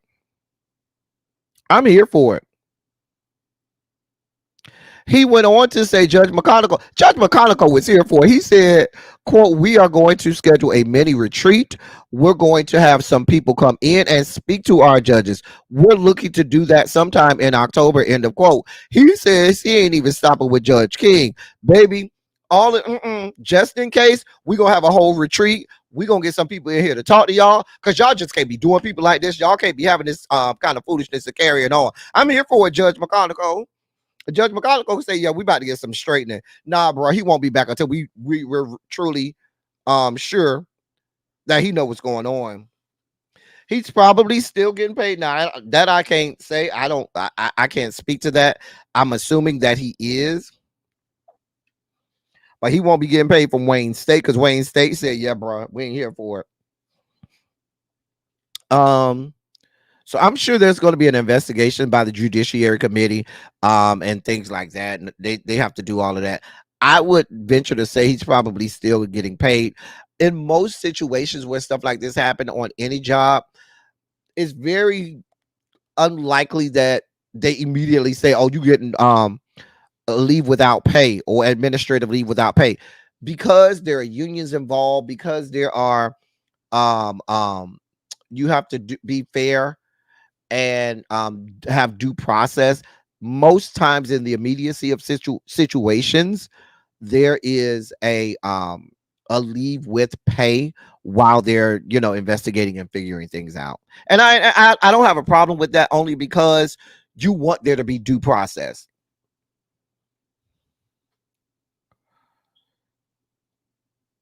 So, hey, David, what's going on? Yeah, Wayne State said they removed them from everything. Yep. I don't even spice the original have them bringing the kids to the courthouse. I don't have a problem with that. The problem is this judge. And I'm glad the Judge McConaughey said, yeah, we're going to fix this problem. Because it may not just be him. Yeah, we're going to bring all these judges in here. We're going to have a whole retreat, bring some people in, because we can't have this. I just don't understand why we think that sleeping would be a reason to do this to that child. Right. Like, this is a child. Like, I wouldn't even be okay if you did that to an adult. Okay. Especially if they're sitting in the galleries. This isn't somebody who's on trial right now. They're not a defendant in your court. They're in the gallery. If somebody want to go in there and fall asleep, let them. They're not bothering you. I mean, it'd be one thing if they were snoring real loud. And even if it was somebody that was in your court sleeping and snoring real loud, you may say, hey, bailiff, go tap that person on the shoulder. Let them know they're snoring real loud. And we can't have that in my court. And they may need to find somewhere else to go. That's different. But what you got going on, I wouldn't even expect you to do that with an adult, much less a child.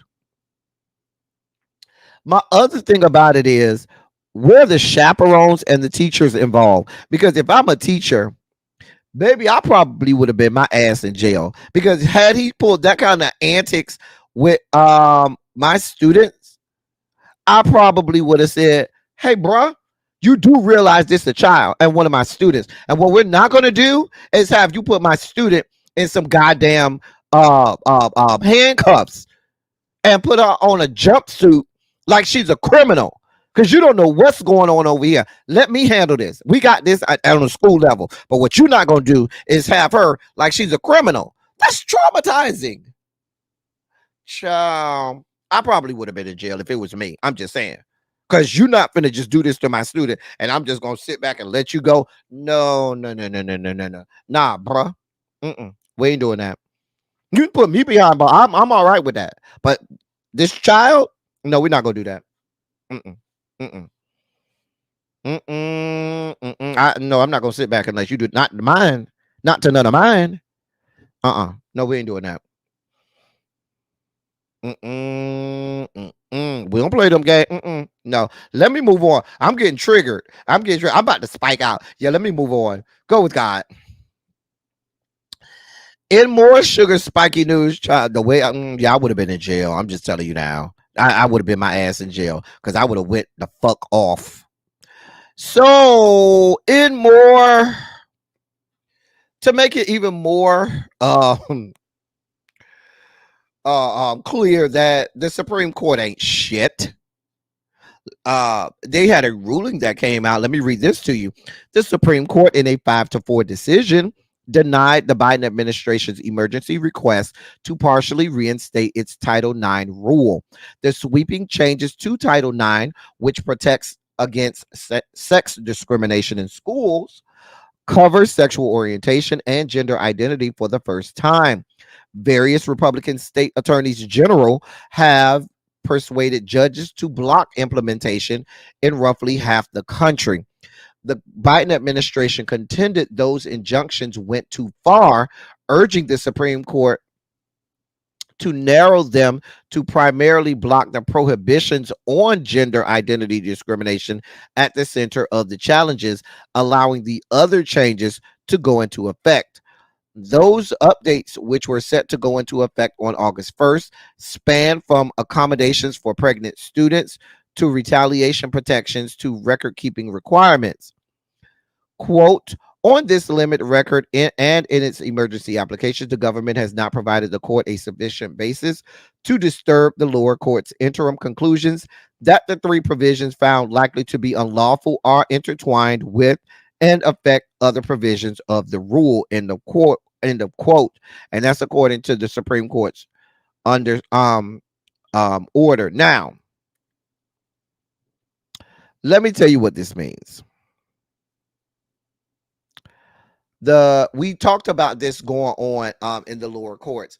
When the Biden administration put new regulations to Title IX, they added gender identity and sex discrimination, as well as they added provisions in the Title IX about protection of pregnant women. So the southern states wanted no parts of that. They took it to court. The lower courts had a emergency injunction that blocked Title IX from being adhered to. And so what the Biden administration was saying was the lower court shouldn't have blocked it. And if anything, if their only contention is the part about gender identity, then maybe just block that part and let the other parts go through. They said no. If the lower courts blocked it, they felt like it needed to be blocked, it'll stay blocked. Now, this isn't an official ruling on the Title IX additions. This is just on whether or not those lower courts have the right or were right in allowing all of the new provisions to be blocked. And the Supreme Court said, yeah, let them be blocked. Now, the one justice on the right that went along with the three liberal justices was conservative Justice Neil Gorsuch. He was a part of the dissent and agreed with the Biden administration that the lower court's rulings were overbroad. So that's what this is. What this shows is once it makes its way up to the Supreme Court, they're going to vote it down. That's basically what it means. That just means they're going to vote it down. So just be prepared for that. I could spike out about this, but I'm going to move on. So we had this happen this week. That is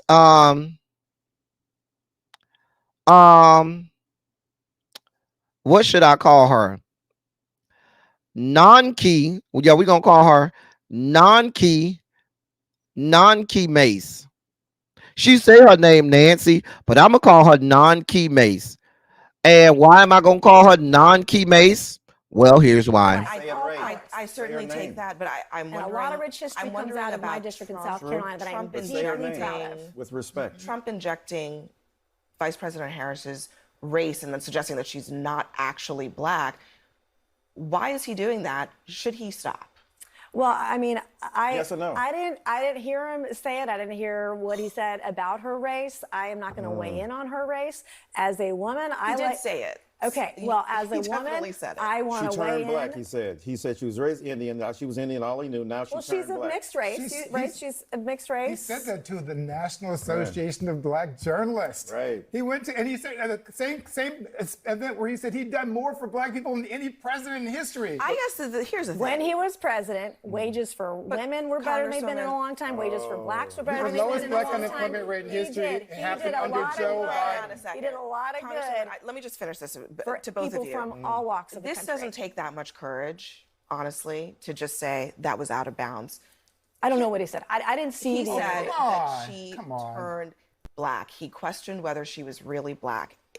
I don't think that's that hard to say that's out of bounds. Can you say that? I mean, I didn't say it, and I would not just say it. Yes. Just say yes. I just said it. We are connected to your inability to I'm pronounce her name. We are out of It's time. a very. We are out of time. It's a cult. They won't say anything that goes against the cult. cult. Yes, you are. You are a cult member. Are you kidding me? It's a cult.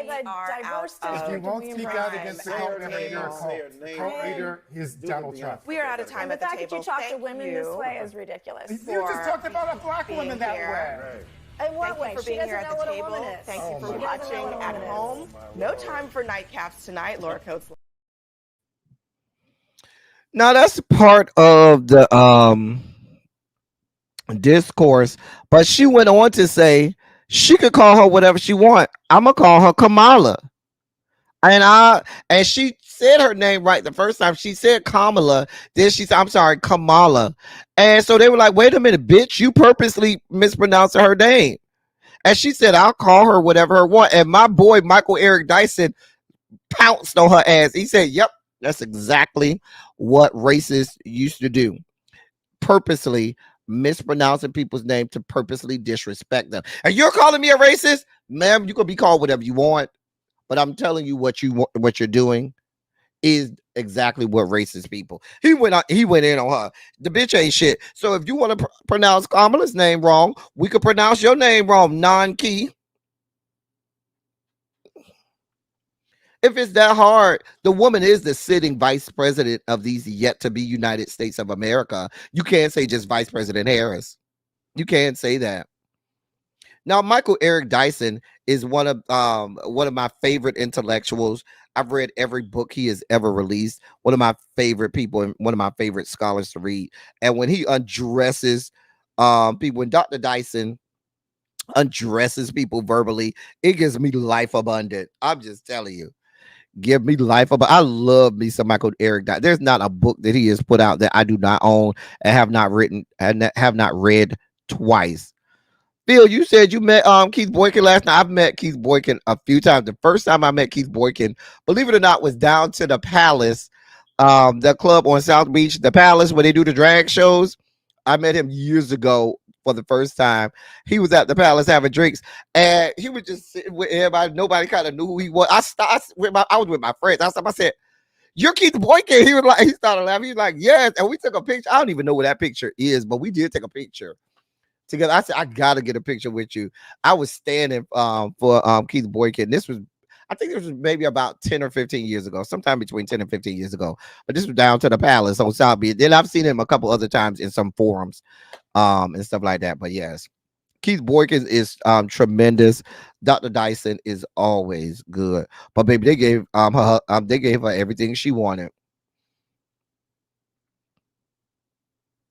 So the bitch ain't shit.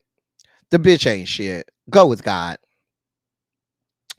In this Sugar Spiky case, now the perpetrator in this one is not the woman that you see standing there. It's that man you see sitting over there in the orange jumpsuit. Not the lady in the white, the man you see sitting over there in the orange jumpsuit. So I don't want y'all to get confused thinking that the lady standing there is the person that did this. Let me read this real fast. A Massachusetts pharmacist charged with murder in the deaths of 11 Michigan residents from a 2012 U.S. meningitis outbreak has agreed to plead no contest to involuntary manslaughter, according to an email sent to families obtained by the Associated Press. The deal with Glenn Chin calls for a 7.5-year prison sentence with credit for his current longer sentence for federal crimes. Johanna Delp of the state attorney general's office said in an email. She said Chin will appear in Livingston court next Thursday. A trial planned for November will be scratched. Michigan is the only state to charge Chin and Barry Cadden, an executive at the New England Compounding Center in Framingham, Massachusetts, for deaths related to the outbreak. More than 700 people. Let me say that again. More than 700 people in 20 states were sickened with fungal meningitis or debilitating illnesses, and dozens died. Dozens died as a result of tainted steroids shipped to pain clinics. And that's according to the U.S. Centers for Disease Control and Prevention. The laboratory's clean room where steroids were prepared was rife with mold, insects, and cracks, according to investigators. Chen, the guy you see in the orange jumpsuit, supervised the production of these steroids. He is currently serving a 10.5-year federal sentence for racketeering, fraud, and other crimes connected to the outbreak following a 2017 trial in Boston. Because of the credit for his federal sentence, he is unlikely to serve additional time in Michigan's custody.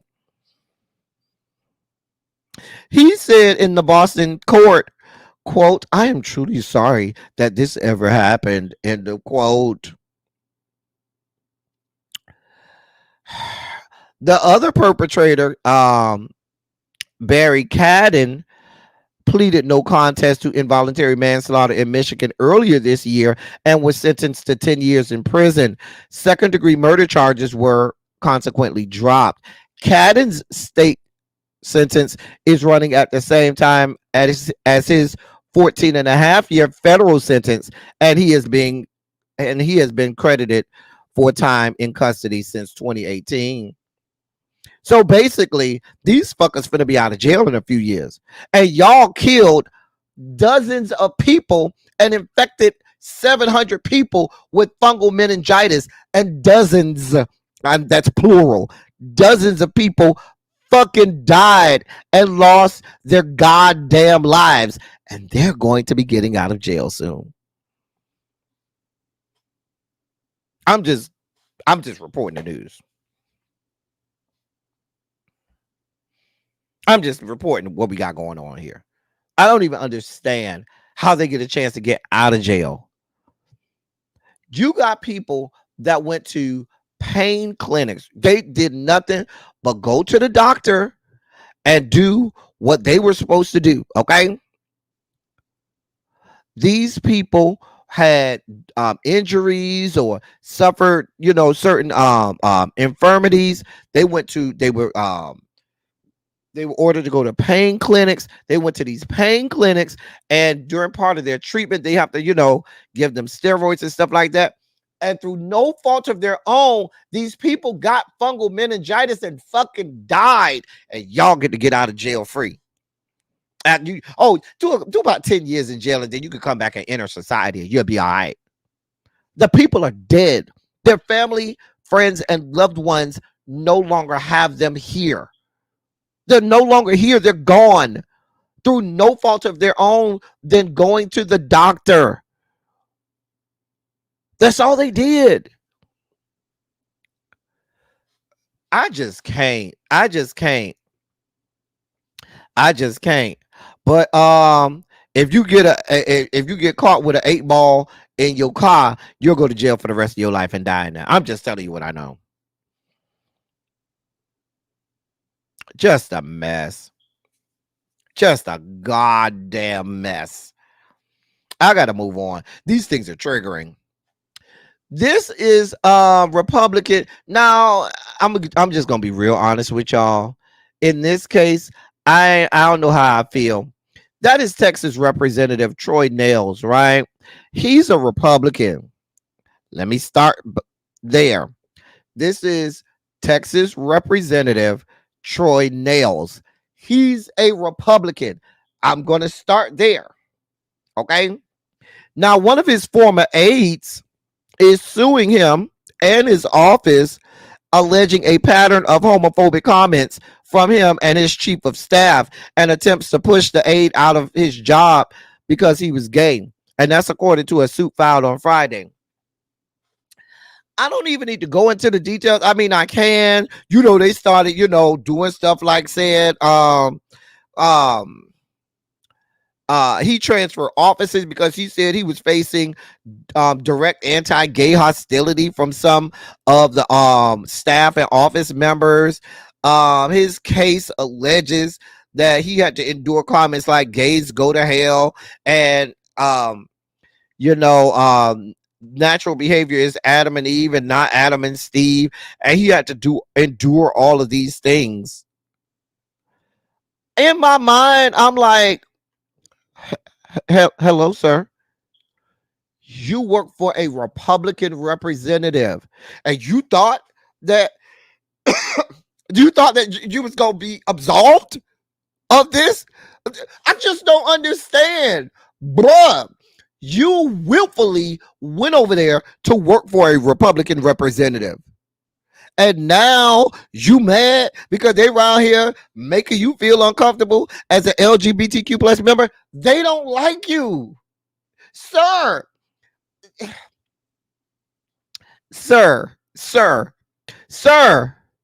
Y'all log cabin Republicans, I don't know how y'all think y'all was gonna be absolved of the hatred that these people have for us. Sir, you're one of us. They don't like you just like they don't like us. You can call yourself a Republican all you want, but sir, we don't have time. I'm not gonna even go into the gory details of this. We don't feel bad for you. I can't say we don't feel bad for you, but all I've got to say is you should have known that. You over there working for the other side. Sir, go with God. This is triggering. I'm telling you now, if you're easily triggered, this is a triggering story. If you are triggered, go get you something to drink, go use the bathroom, and come back in 4 to 5 minutes. This is triggering. I'm telling you now, if you're easily triggered, I am telling you this is a triggering story. This is our last Sugar Spike segment.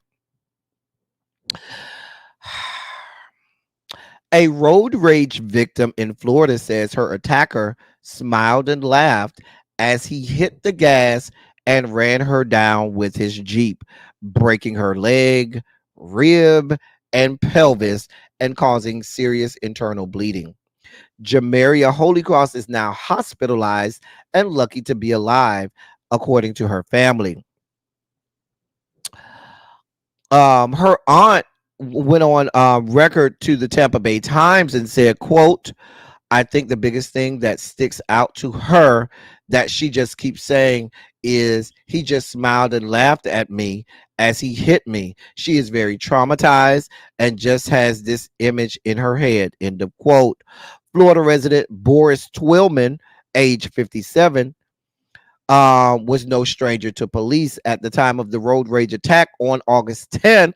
He was already out on bond for a multitude of charges, including felony assault, battery of a senior, and domestic battery by strangulation that were reportedly connected to his own mother and son. Shortly after he allegedly ran down Miss Holycross in Largo, Florida, Twillman brazenly called the Largo Police Department to report that, quote, something happened, end of quote, on US 19, but claimed that he was not personally involved in a crash.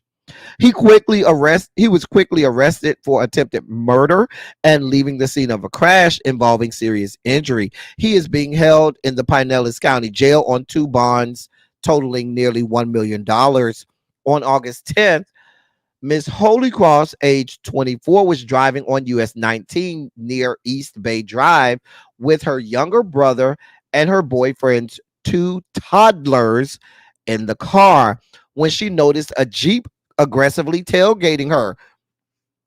Before she could move out of the way, the Jeep suddenly accelerated and rear-ended the bumper of her Volkswagen Jetta. Traffic was stopped, and Ms. Holycross took the opportunity to hop out of the car to inspect the damages. Her mother, Tammy Holycross, stated to news outlets. But the minute she stepped out of her car, Mr. Twillman hit the gas, striking Miss Holycross and pinning her between the 2 cars. He then dragged her along the driver's side, according to an arrest report. Quote, when he hit the car, she got out because traffic was stopped and she wanted to look at the damages. As she looks, he proceeded to look at her, smile and laugh, and hit the gas and ran her over in front of her younger brother and her boyfriend's 2 children. end of quote. And that's according to recounts of from witnesses as well as the victim. Adding even more trauma to an already disturbing situation, um, uh, uh, the victim's mother noted that the children saw her face hit the glass of the vehicle. Quote, they were screaming and they were saying that baby girl just got killed. Her face hit the glass and then the kids saw that and it started pouring out blood. So that definitely was a bad scene for anybody to have seen. End of quote. And that's the mother's recount of what the children told her. In addition to many broken bones, Miss Holycross suffered internal bleeding, severe lacerations across the face, skin burns, and missing toenails. The attack was witnessed by several bystanders who jumped in to help, and one unsuccessfully chased after Mr. Twillman. There is a GoFundMe that has been created to help Miss Holycross with medical bills. The police arrested Mr. Twillman, issuing a statement that the suspect, quote, exhibited extremely dangerous and reckless behavior, end of quote. I don't. I'm telling y'all. I warned you that this was triggering. And this is in Largo, Florida, in Pinellas County. That's near Tampa and St. Petersburg. Pinellas County is where St. Petersburg is. These people don't see us as being human. They do not see us as being human. And if anybody want, I'll put the link in the chat because somebody may want to, but there is a GoFundMe for her. So just in case anybody wants, that is the GoFundMe that they have for Miss Holycross. I'm sorry. So we're praying for her recovery. We are glad that she is still with us and not dead. And we are praying for a recovery. We're certainly praying for those kids and her younger brother who probably are at this point traumatized. That's traumatic. So yeah, we got to move on because that I know some people may be being triggered and that is hard to deal with. Let's go to Kaki's Corner. I'm so glad we got this man to look at to help us cleanse our palate of our sugar spike segment because Lord, I need something to help me cleanse my palate and he will do it for me. Ooh, cha. I be stalking. Can I tell y'all? I be stalking this man's Instagram, just stalking him. Jesus God. Anyway, can he help us calm us down? LC girl, we need to calm down. Anyway, we're going to the great state of Ohio for our Kaki's Corner, and we're looking at the Senate race in Ohio. We have the incumbent Democrat Sherrod Brown, and he's facing the Republican Bernie Moreno. Now, this race right now is a toss-up, and this is a race that the Dems have to keep. Right now, Sherrod Brown is leading all polls by a couple percentage points, but it's still within the margin of error. And every major prognostication website sees this as a toss-up race. It could go any way. So, and the Dems need to keep this seat. They have to keep this seat if they want any chance of keeping a majority in the Senate. Sherrod Brown has asked for the Harris administration to just let him do his own thing. He said, listen, I don't really need y'all to come stomp with me on my campaign trail. I can kind of handle this over here, because he says that he knows the nature of the people in his state, and he's, I believe he's on his second term. And so he's won there multiple times, and he feels like he has a hold of this, and he doesn't want the Harris campaign to come up and maybe disturb the momentum that he has. He believes that he can win this race. We're hoping that he can. Now, Sherrod Brown If November 5th come and your ass don't win this, oh, it's gonna be hell to pay. Because we can't afford to lose the Senate. So if you're in the great state of Ohio, we need you. We need you to go to the polls and not just think about the presidential race, but we need you also to think about those down ballot races, and not even just the Senate, but those congressional seats and your state legislatures. And those are probably more important than anything. The state legislatures are what you need to be most concerned about. Yeah, he did. Elson. He said, yes, stay out of my race. Let me handle this. I got this. We hope you do, sir. So those of you all over in Ohio, y'all know what to do. Hey, man. Y'all know I love me some man. I be stalking man page too. Who I love me some him. I be stalking man page. We do have a video breakdown today. Here's your video breakdown. To the funky fucking bitch on I-75 North in the white Nissan this morning, bitch, I see you. And I want you to know that you have a complete stranger out here now praying for your demise, you funky bitch. I hope that your edges never grow back. Yes, I hope that you never find another hairdresser with growing hands again, baby. I hope you only find braiders with the heaviest, hardest hands pulling every one of your remaining edges out. I hope you stub the same pinky toe every single morning from now on. Because you know what you did this morning was foolishness, almost causing a 20-car pile up with all that fuck shit that you was doing this morning. Right? Girl, try it again. Dumbass. Just dumbass. Nissan driver. With all of that fuck shit. Girl! Some of the ladies in the chat got triggered when he started talking about having a hairdresser that be pulling on the braids. Y'all know when you get the wrong person that braid your hair, they braid it too tight, and baby, you can't even blink for fear that it's gonna rip the hair out your head if you blink. Eyes be permanent open like this, like you a whole bird victim, because they snatched your edges and pulled the braids real tight. I need to hear him one more time. Apparently, y'all are pissed this man off. The man has some shit to get off his chest. The lady pissed him off.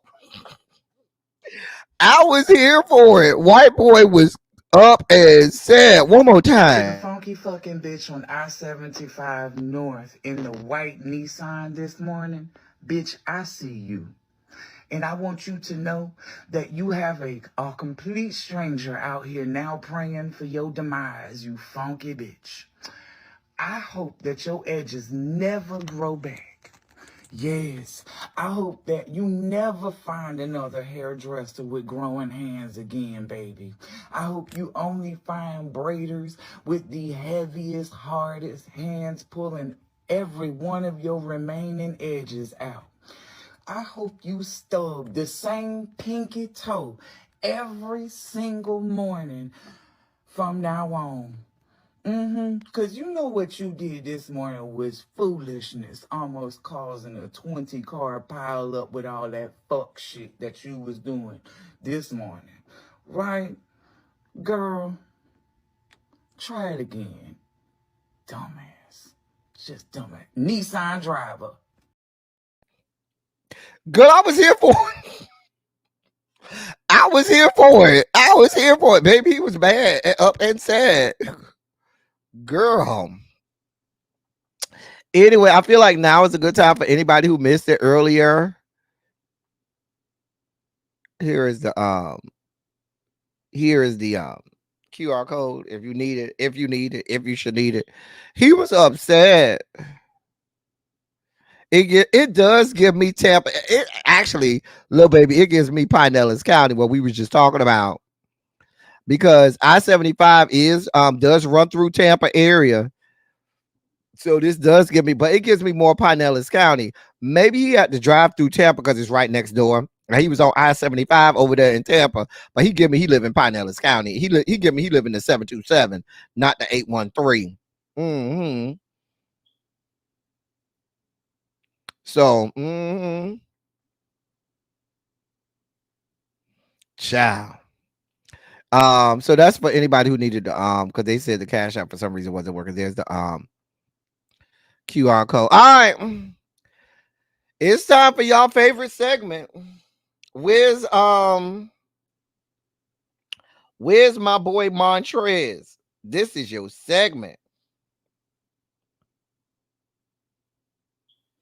This is your segment. Thank you, El Cid, for your Cash App. Thank you so much, El Cid, for your Cash App. Thank you, MVN, for your Cash App as well. Thank you so much, sweetheart. Thank y'all so much for those people that gave today. Now, what year do you think we will be doing for the year of music? What is your guess? Thank you, Crazy Homebody Girl, for your Cash App. Thank you so much, Crazy Homebody Girl.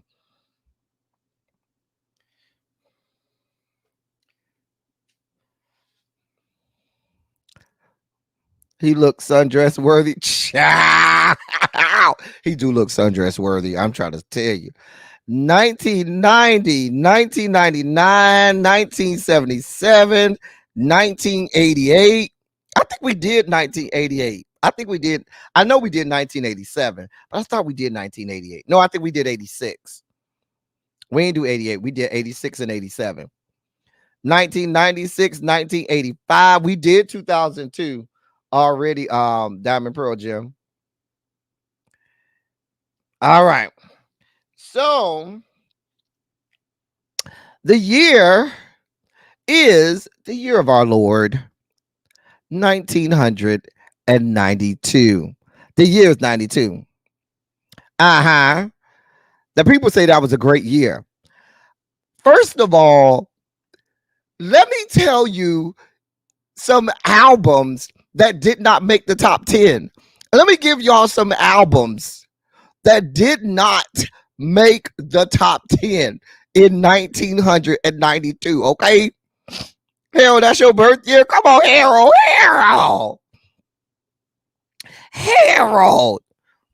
Listen.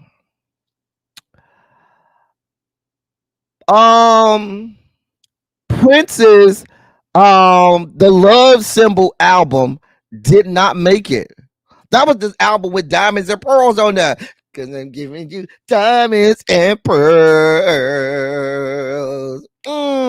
Would you be happy for your girl? That did not make the cut. That album did not make the cut. I'm just telling you what I know. This is how intense it was in the year of our Lord, 1992. My queen didn't make it. Mariah Carey's MTV Unplugged album did not make it. Did not. And that's when she remade Michael Jackson, I'll Be There. That had the cover of Michael Jackson's and the Jackson 5's I'll Be There. Did not make the cut. So mad about it. Listen, you know what else didn't make the cut? Jodeci's Come Talk to Me album, the first Jodeci album, did not make the cut. Listen, I was looking, I said, how the fuck did these albums make the cut? Well, El said these are all R&B albums, not rap albums. This is all R&B. Listen, it's all R&B, no rap.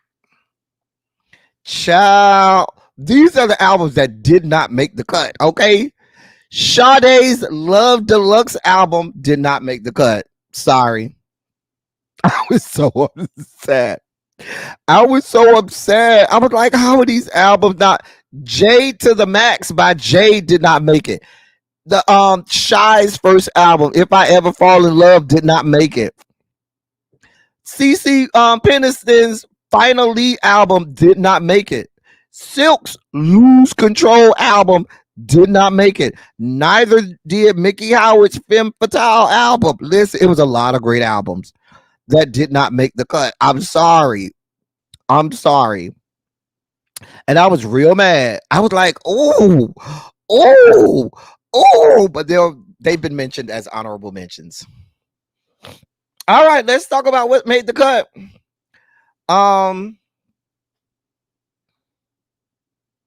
Bobby by Bobby Brown. Now, I'm not gonna lie. In the year of our Lord 1992, this Bobby Brown album was everywhere. Everywhere. Do you hear me? Everywhere. This Bobby Brown album, humping around, ain't nobody humping around. Yeah.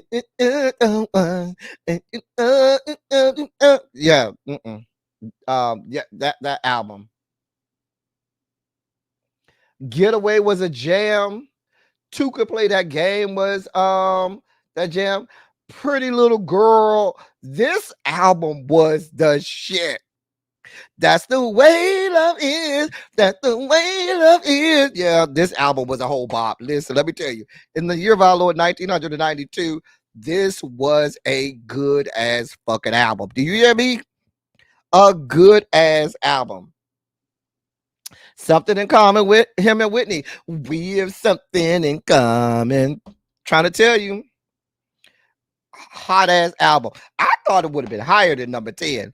I thought it would have been higher than number 10. This was a great album. It went diamond in your parents' car. Listen, Crazy Homebody Girl. This was that album, honey. This album right here. Got to give you your G's on this one, Bobby. It was hot. It was hot, honey. Number 9. SWV, It's About Time. This is SWV's first album. This is the album where anything you want me to do, I'll do it. It had, I get so weak in the knees, I can hardly speak, I lose all control. It had, cause I know love will be right here. Be right here. Right here. Be right here. No fear. Downtown. Girl, this was a hot ass album. SWV. That first SWV album was fire. Okay. Fire. Okay. Now, we have all professed 1994 is yet the best year that we've had so far in the year. I don't know. 1992 said it's coming to snatch some wigs. 1992 said, bitch, I'm coming to snatch some wigs. Don't disrespect me like that. Do you know who the fuck I am? Which just proves my point that the 90s might have been the best decade for R&B. To me, the 90s is when R&B was at its pinnacle. And then in the 2000s, that's when it started to die. But the 90s is when R&B was at its height. Matching old R&B with new school R&B, it got all of the stars aligned. The 90s had the best R&B music by far. Number 8, on the TLC tip, TLC's first album. Awesome album. Listen, my song was Baby, Baby, Baby. Oh.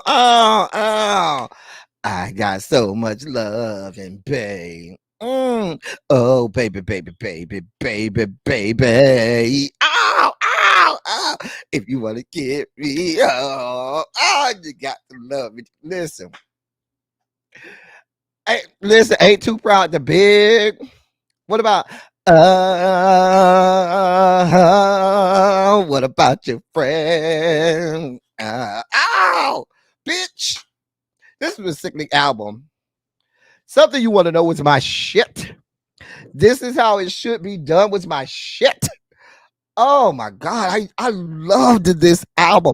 I love this album because this was an album for young people. Like this album what made this refreshing, you know, TLC was never accused of being heavy on the vocal. You know what I'm saying? Like Chili could hold her own vocally. T-Boz, you know, had that deep voice and stuff like that. But it was just fun, good, and music. And if you was a teenage, it's some shit that if you want to, you know, the soundtrack of black music in 1992, you're going to play something from off of this album. I'm sorry. You're going to play something from off of this album. I'm just telling you. It's like the story of my childhood when I hear this album, because I vividly remember this album playing all the damn time. It was just a fun album. Just loved this song. I mean, this album. Number 7 was Gerald Levert. Listen. Now, this was for the grown people, because you know, our mamas and daddies loved them some, not daddies, but well, some people daddies. But our mamas loved him some Gerald Levert. And when Gerald Levert came out with that, baby, hold on to me. Ow! See, I'm a special guy. Told you 1,000 times, told you 1,000 times, baby, hold on to me. That's all them. That's all they needed. You had Gerald Levert, you had Eddie Levert, so you had your mama and your grandma into it. Listen. When I tell you, you had your mama and your grandma wet to this song, child, mama and grandma got into this. You had Gerald and Eddie in it. Baby, listen. Great album. Baby, great album. Great album. They loved it. The grown women, sis. Women, this was grown people music. This was grown people music back then. Grown people music. Number 6, In Vogue, Funky Divas. Y'all see what this year is giving, right? We only on number 6. This is what the year is giving. In the year of our Lord, 1996. I mean, 92. This is what, listen. No, you're never going to get in my loving. When they started off, the intro was a cover of Michael Jackson's Michael Jackson from the Jackson 5. Remember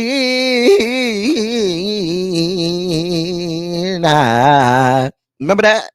That's how we got introduced to In Vogue. Never gonna get it, my loving. No, you're never gonna get that. Free your mind, and the rest will follow. Now listen, giving him something he can feel, baby. The amount of fucking that happened to the song, giving him something he can feel in the background. I'm just trying to tell you what I know. I'm just trying to tell you what I know. The amount of fucking that happened with giving him something he can feel on in the background. Trying to tell you what I know. I'm just trying to tell you what I know. Now, Harold, you said you was born in 92? Child, that one of these songs might have did it, Harold. I'm just trying to tell you. Child. Anyway, number 5, Keith Sweat, Keep It Coming. I don't think we give Keith Sweat enough props, but y'all notice how quietly Keith Sweat albums keep popping up in the top 10 in a lot of these years. I don't think Keith Sweat get a lot of props that he should not. Keith Sweat ain't singing you under the table, let's be clear. But Keith Sweat had some albums that used to get the people right. Okay? I'm just saying. I Want to Love You Down used to be listen, I Want to Love You Down. Child.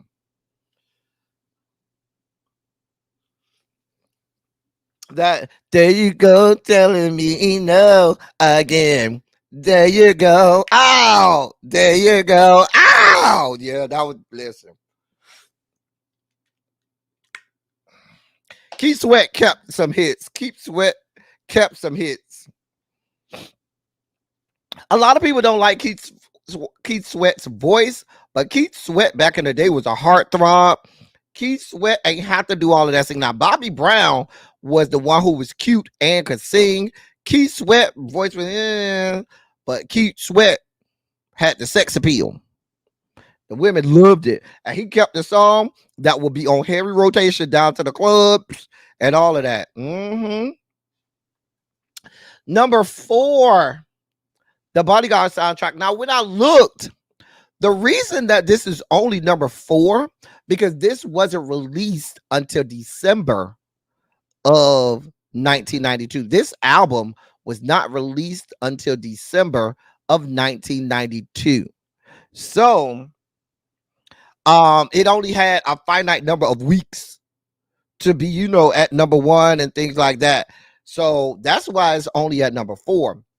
Because you got I Will Always Love You. I have nothing to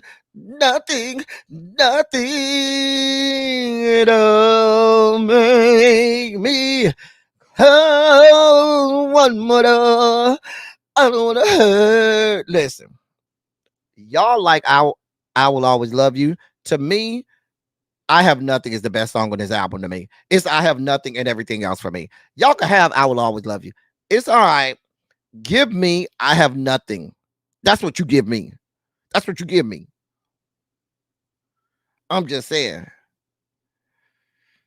Now, the remake of I'm Every Woman, more people know Whitney Houston's remake of Shaka Khan's I'm Every Woman than they know the original Shaka Khan version. I'm just gonna be honest with you. And Whitney brought Shaka Khan onto this remake. But I promise you, more people know every ad lib, every riff, every run of the Whitney Houston version of I'm Every Woman than they know the Shaka Khan version. I'm telling you what I know. I'm just saying. Because if you start off, I ain't bragging out, because I'm the one. Just ask me, ooh, shall be done. Nobody to compare. I've got it. I got it. I got it, yeah.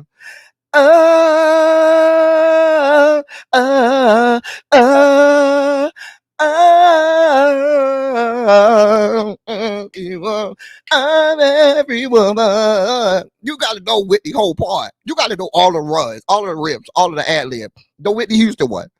The Shaka Khan version was sickening too, because you know Shaka Kahala with the best of them. You ain't gonna find too many people that can holler better than Shaka, but Whitney was here for it. And the sickening part about it is Whitney was good and pregnant.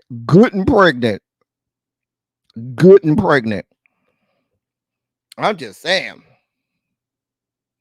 Run to You was a ballad too. The ballad, I wanna run to you. Yeah, that was a ballad too. That was a good one too. Great album. Number 3, Mary J. Blige, What's the 411? Still my favorite Mary J. Blige album. This is my favorite Mary J. Blige album. After What's the 411, I don't need them all. Give me What's the 411, because my favorite Mary J. Blige song is on here, and that is You Remind Me. I saw you before, baby. It's a deja vu, hun. Don't you know that you remind me? That was my shit. You remind me of a love that I once knew. Is it a dream or is it deja vu? I just have to let you know. So I have to sing it. Listen, the Mary J. Blige What's the 411 album was everywhere. This debut album was everywhere. Everywhere in 1992. Let me tell you what I know. Speaking of Shaka Khan, y'all know Shaka Khan was upset about the Mary J. Blige remake of her song Sweet Thing. Shaka Khan did not like Mary J. Blige's remake of Sweet Thing. She was real upset about it. And if you put a microphone in her face, she would talk about Mary J. Blige and how flat she was and how she didn't have the chops for Sweet Things. I was like, oh, Shaka, go look it up. You can find it somewhere, I'm sure. She was not here. Shaka Khan was upset about it. But this was a good album, Mary. This is my favorite Mary J. Blige album. My favorite Mary J. Blige album. I'd rather the Shaka Khan version of Sweet Thing too. Yeah, I'd rather the Shaka Khan version too. But great album, Mary. Great album. I mean, this album was everywhere. The Boomerang soundtrack. Listen, this was our debut into Tony Braxton. This is how we met Tony Braxton. This is where Love Should Have Brought You Love Should Have Brought You Home. That's probably my favorite. That's probably still my favorite Tony Braxton song of all time. My favorite Tony Braxton song is Love Should Have Brought You Home. Oh baby, why do men think that not just for the moment? Please tell me why? Listen, that was my shit. Love Should Have Brought You Home. This Don't Want to Love You by Shanice. Listen, Mama sang her face off. End of the Road by Boyz II Men was fucking everywhere. Boyz II Men, End of the Road was every fucking where. You could not get away from the fucking song. Let me tell you what I know. Hot Sex by A Tribe Called Quest. First of all, A Tribe Called Quest is my favorite rap group of all time. I have every album, every single. I have every. Listen, I know Tribe Called Quest. Listen, you can't tell me about Tribe Called Quest, okay?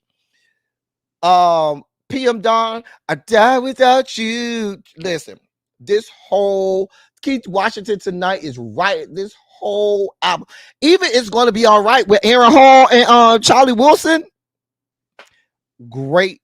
This is back in the day when soundtracks was the thing.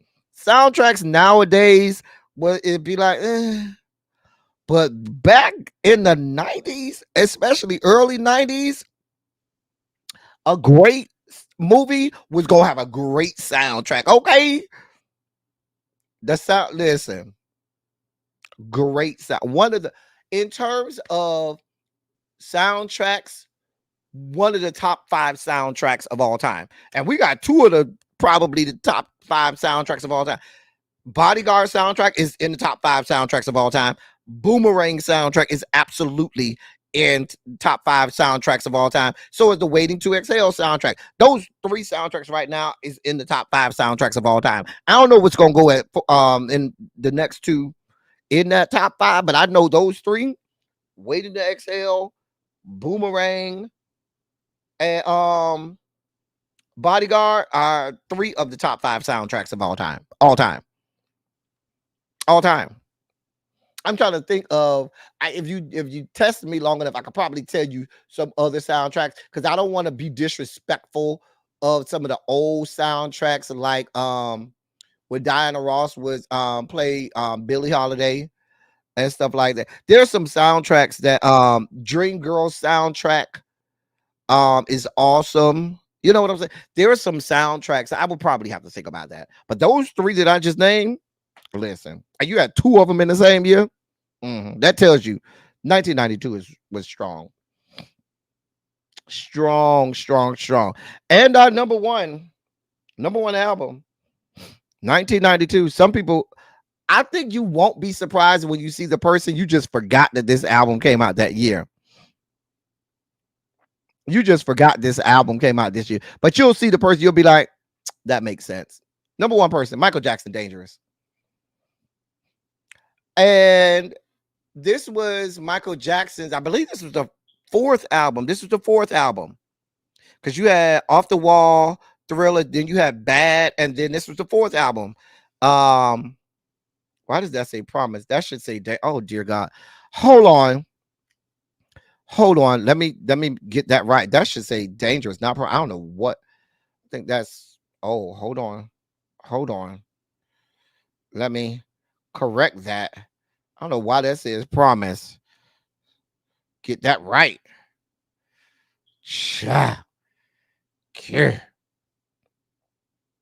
All right, there we go. There you go. That's right. I don't know why that looked like that. Ooh, cha. Michael Jackson's Dangerous. I know, and like I know, Miss Kiki, you probably forgot about Dangerous. This was listen. You got jam. And much. You know, you can never understand what Michael Jackson said. It ain't too much for me. Jam. Remember that? Remember the time? Do you remember when we fell in love? It was young. In the closet. Was it in the closet? Something about you, baby, that makes me want to give it to you. And yeah. Heal the world. I love Heal the World. There's a place in our hearts, and I know that it is love. There's a place in tomorrow. That was a jam. This was a good album, Michael. This was a solid album. Going Too Soon is my favorite song on this album. This was written after, I believe, after Ryan White died from HIV. And every time I hear Going Too Soon, it's a song that makes me cry. It's such a sad song. It makes me cry every time I hear the song Going Too Soon. Every time I hear that song, I just start crying. Great song by Michael Jackson. Great. My favorite song on the album by far. Who is it? Who is it? Is it a friend of mine? Who is it? Is it my? That was a strong album, Michael. Black or White is on there. My baby, it don't matter if you're black or white. This was a strong album, Michael. Y'all can say what you want to say. This was a strong album by Michael. Strong album. Will you be there? Hold me. And me. You are my friend. Carry me like a mother. Love you like a mother. Ow. Will you be there? Yeah. This was a strong album. A lot of Jim Bunny. A lot of people love Dangerous. Dangerous. This was a strong album. As much as we talk about the first three albums, Dangerous was strong. Now you can say what you want. Dangerous. I can't even hate on it now that I look at the playlist. Looking at the playlist and the track list, I should say, does kind of change things because it makes you really take stock on, well, what was on that album? This was a strong album. I mean, this was a strong album. Remember, it was a big thing. Michael Jackson really cut into network television. I think it came on Fox, or I think it was Fox, not NBC. Michael Jackson took out airtime on network television to debut Black or White. I think that was the first single. And then to debut Remember the Time. Literally took out time on Fox. On Fox. It was Fox. Okay, yeah. That's unheard of. Fucking unheard of. He did it for both Black or White and Remember the Time. I was like, you literally, so it was all, even if you didn't have MTV or cable, Michael Jackson said, nah, bitch, you gonna see my shit. I wasn't even mad at it. I don't know that I've ever seen an artist before that or after that do that. I've never seen that. I can't remember another artist doing that. Yeah, because the In the Closet video was in black and white, if I remember. He was out in the desert. It was in black and white. I never remember an artist before and after doing that. This is no cable, no nothing, in network television. And we waited to see what Michael Jackson was going to do. Black and White was okay, but Remember the Time had Eddie Murphy and all of them in it. Remember the Time had the whole dance sequence and stuff like that. Listen, I'm trying to tell you, y'all can say what y'all want to say about Michael, but Michael was that shit now. Fuck off if you want to. I remember watching that premiere as a little boy. The dance sequence was iconic. Yes, it was. And even at that time, just all of the graphics, the graphic design, some of the things that they were doing. This was 1992, and some of the things that they were doing, visually, and it was revolutionary at that time. Yeah, I remember they did ban the dangerous video. They did say it was because that was when they were smashing all of the cars and stuff like that. I remember that. I mean, this album actually did do a lot. You know what? Let me reconsider this album, because I always say it's the first 3 albums, and then after that, you could throw all of the rest of the Michael Jackson albums away. But I gotta reconsider that, because this was a good album, Michael. This was a good album. I'm just saying. Anyway, love you down, Michael. Rest in peace. All right. Time for our palate cleanser. Before we go to our palate cleanser, just one more time for the people in the back that missed it. There you go. People in the back, in case you missed it. That's a way for you to give. We're going to get our crabs today. Uh-huh.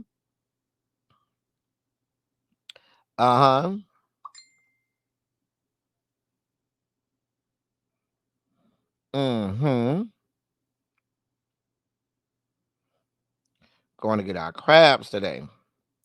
Anyway, it's time for palate cleansers. It is time for our palate cleansers. All right. Y'all let me know how y'all like these good palate cleansers. Oh. That's a nice piece of dark chocolate. Ciao. Oh. Well, the ladies said they would not be denied today. Okay, ladies. Oh, that's a lot of man right there. That's a lot of man. Jesus. I like them looking all mean and stuff like that. Praise God.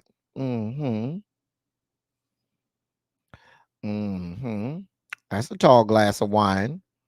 Little shorty thug. You look real short too. That means he probably swinging to his knees. Oh, ma'am, you got a lot going on back there. You got a lot going on back there, ma'am. Oh.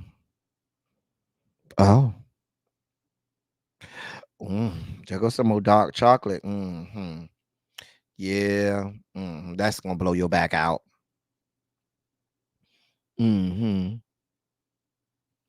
Oh. What's that down there, sir? What is that down there poking out, sir? I see the head and all, sir. Oh. Oh.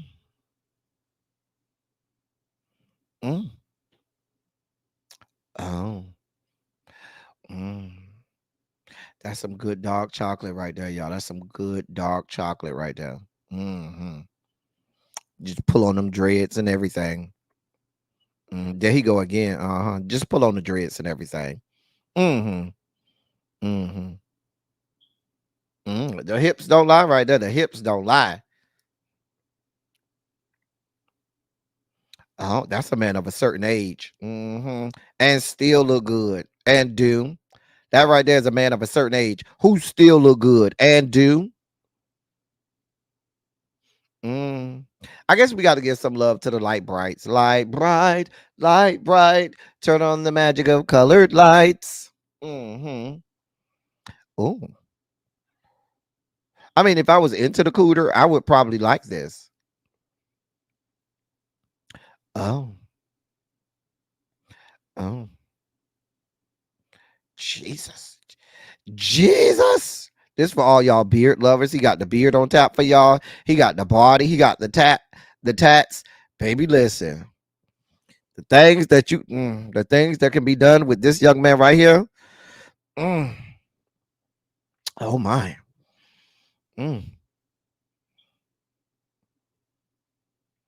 Oh, you been working out? That crotch real sweaty. We got to get the light brights a little love. We can't hate on the light brights. We got to get them a little bit of love. That's a nice booty, lady. If I was in the ladies, I would be here for it. But that's your powers don't work on me though. They don't. Oh, his powers do though. Jesus. Oh, that's a little fembot for me. You need. We can't have it all masculine. We gotta have a little femininity to it. A good bottom. Oh, she's pretty. That look right there was send me on the glory. That look right there. Mm, mm. Not too big, not too small. Oh dear God. We looking all militant, real militant. Oh, lady in red. Lady in red. Oh, you got your panties on. You got your panties on. I see you got your panties on.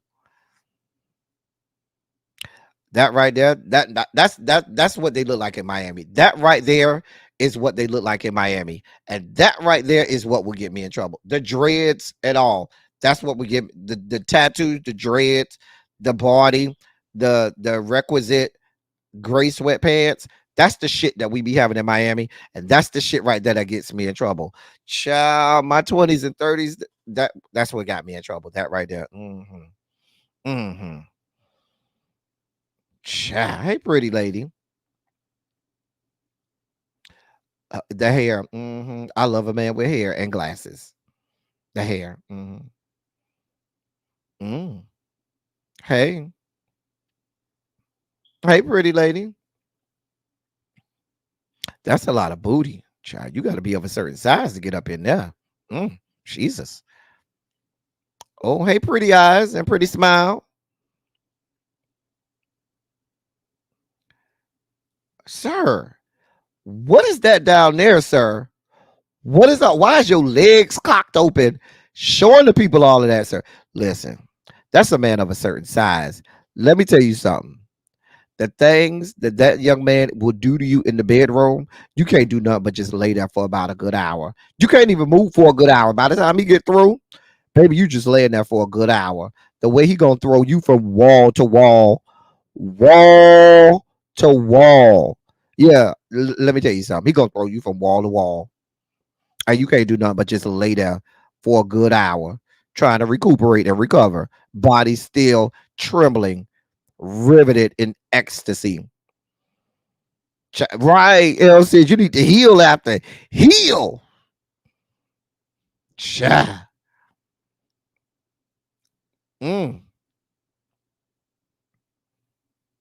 Okay. That belt though. I'm not feeling this belt, sir. Sir, that belt. What is that? What is that, sir? What is that? Ow. Mama said, I still got it. Let me show you these mega knees. Now, did she get up is the question. But Mama said, bitch, I still got it. She got down there. Did she get up is the question. Oh. Oh. Something about his lips is turning me on. Yeah, it's them lips. I love Kid Foster. I love me some Kid Foster. I don't know why I love this man, but I love me some Kid Foster. Hey, pretty lady. Oh. Okay. Come on, salt and pepper. And body still right. Salt and peppers and the body still right. Hey, pretty lady.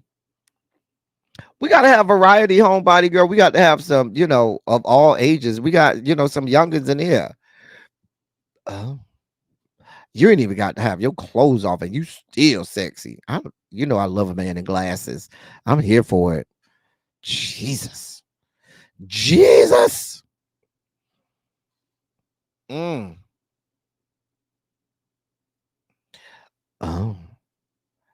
My question is, how you in the middle of the street with all of these people and ain't nobody paying you no attention? Because let me tell you something. You standing by me and you do all of that, sir, you might get attacked. I'm just telling you what I know. Oh. That's a lot going on, young lady. Jesus.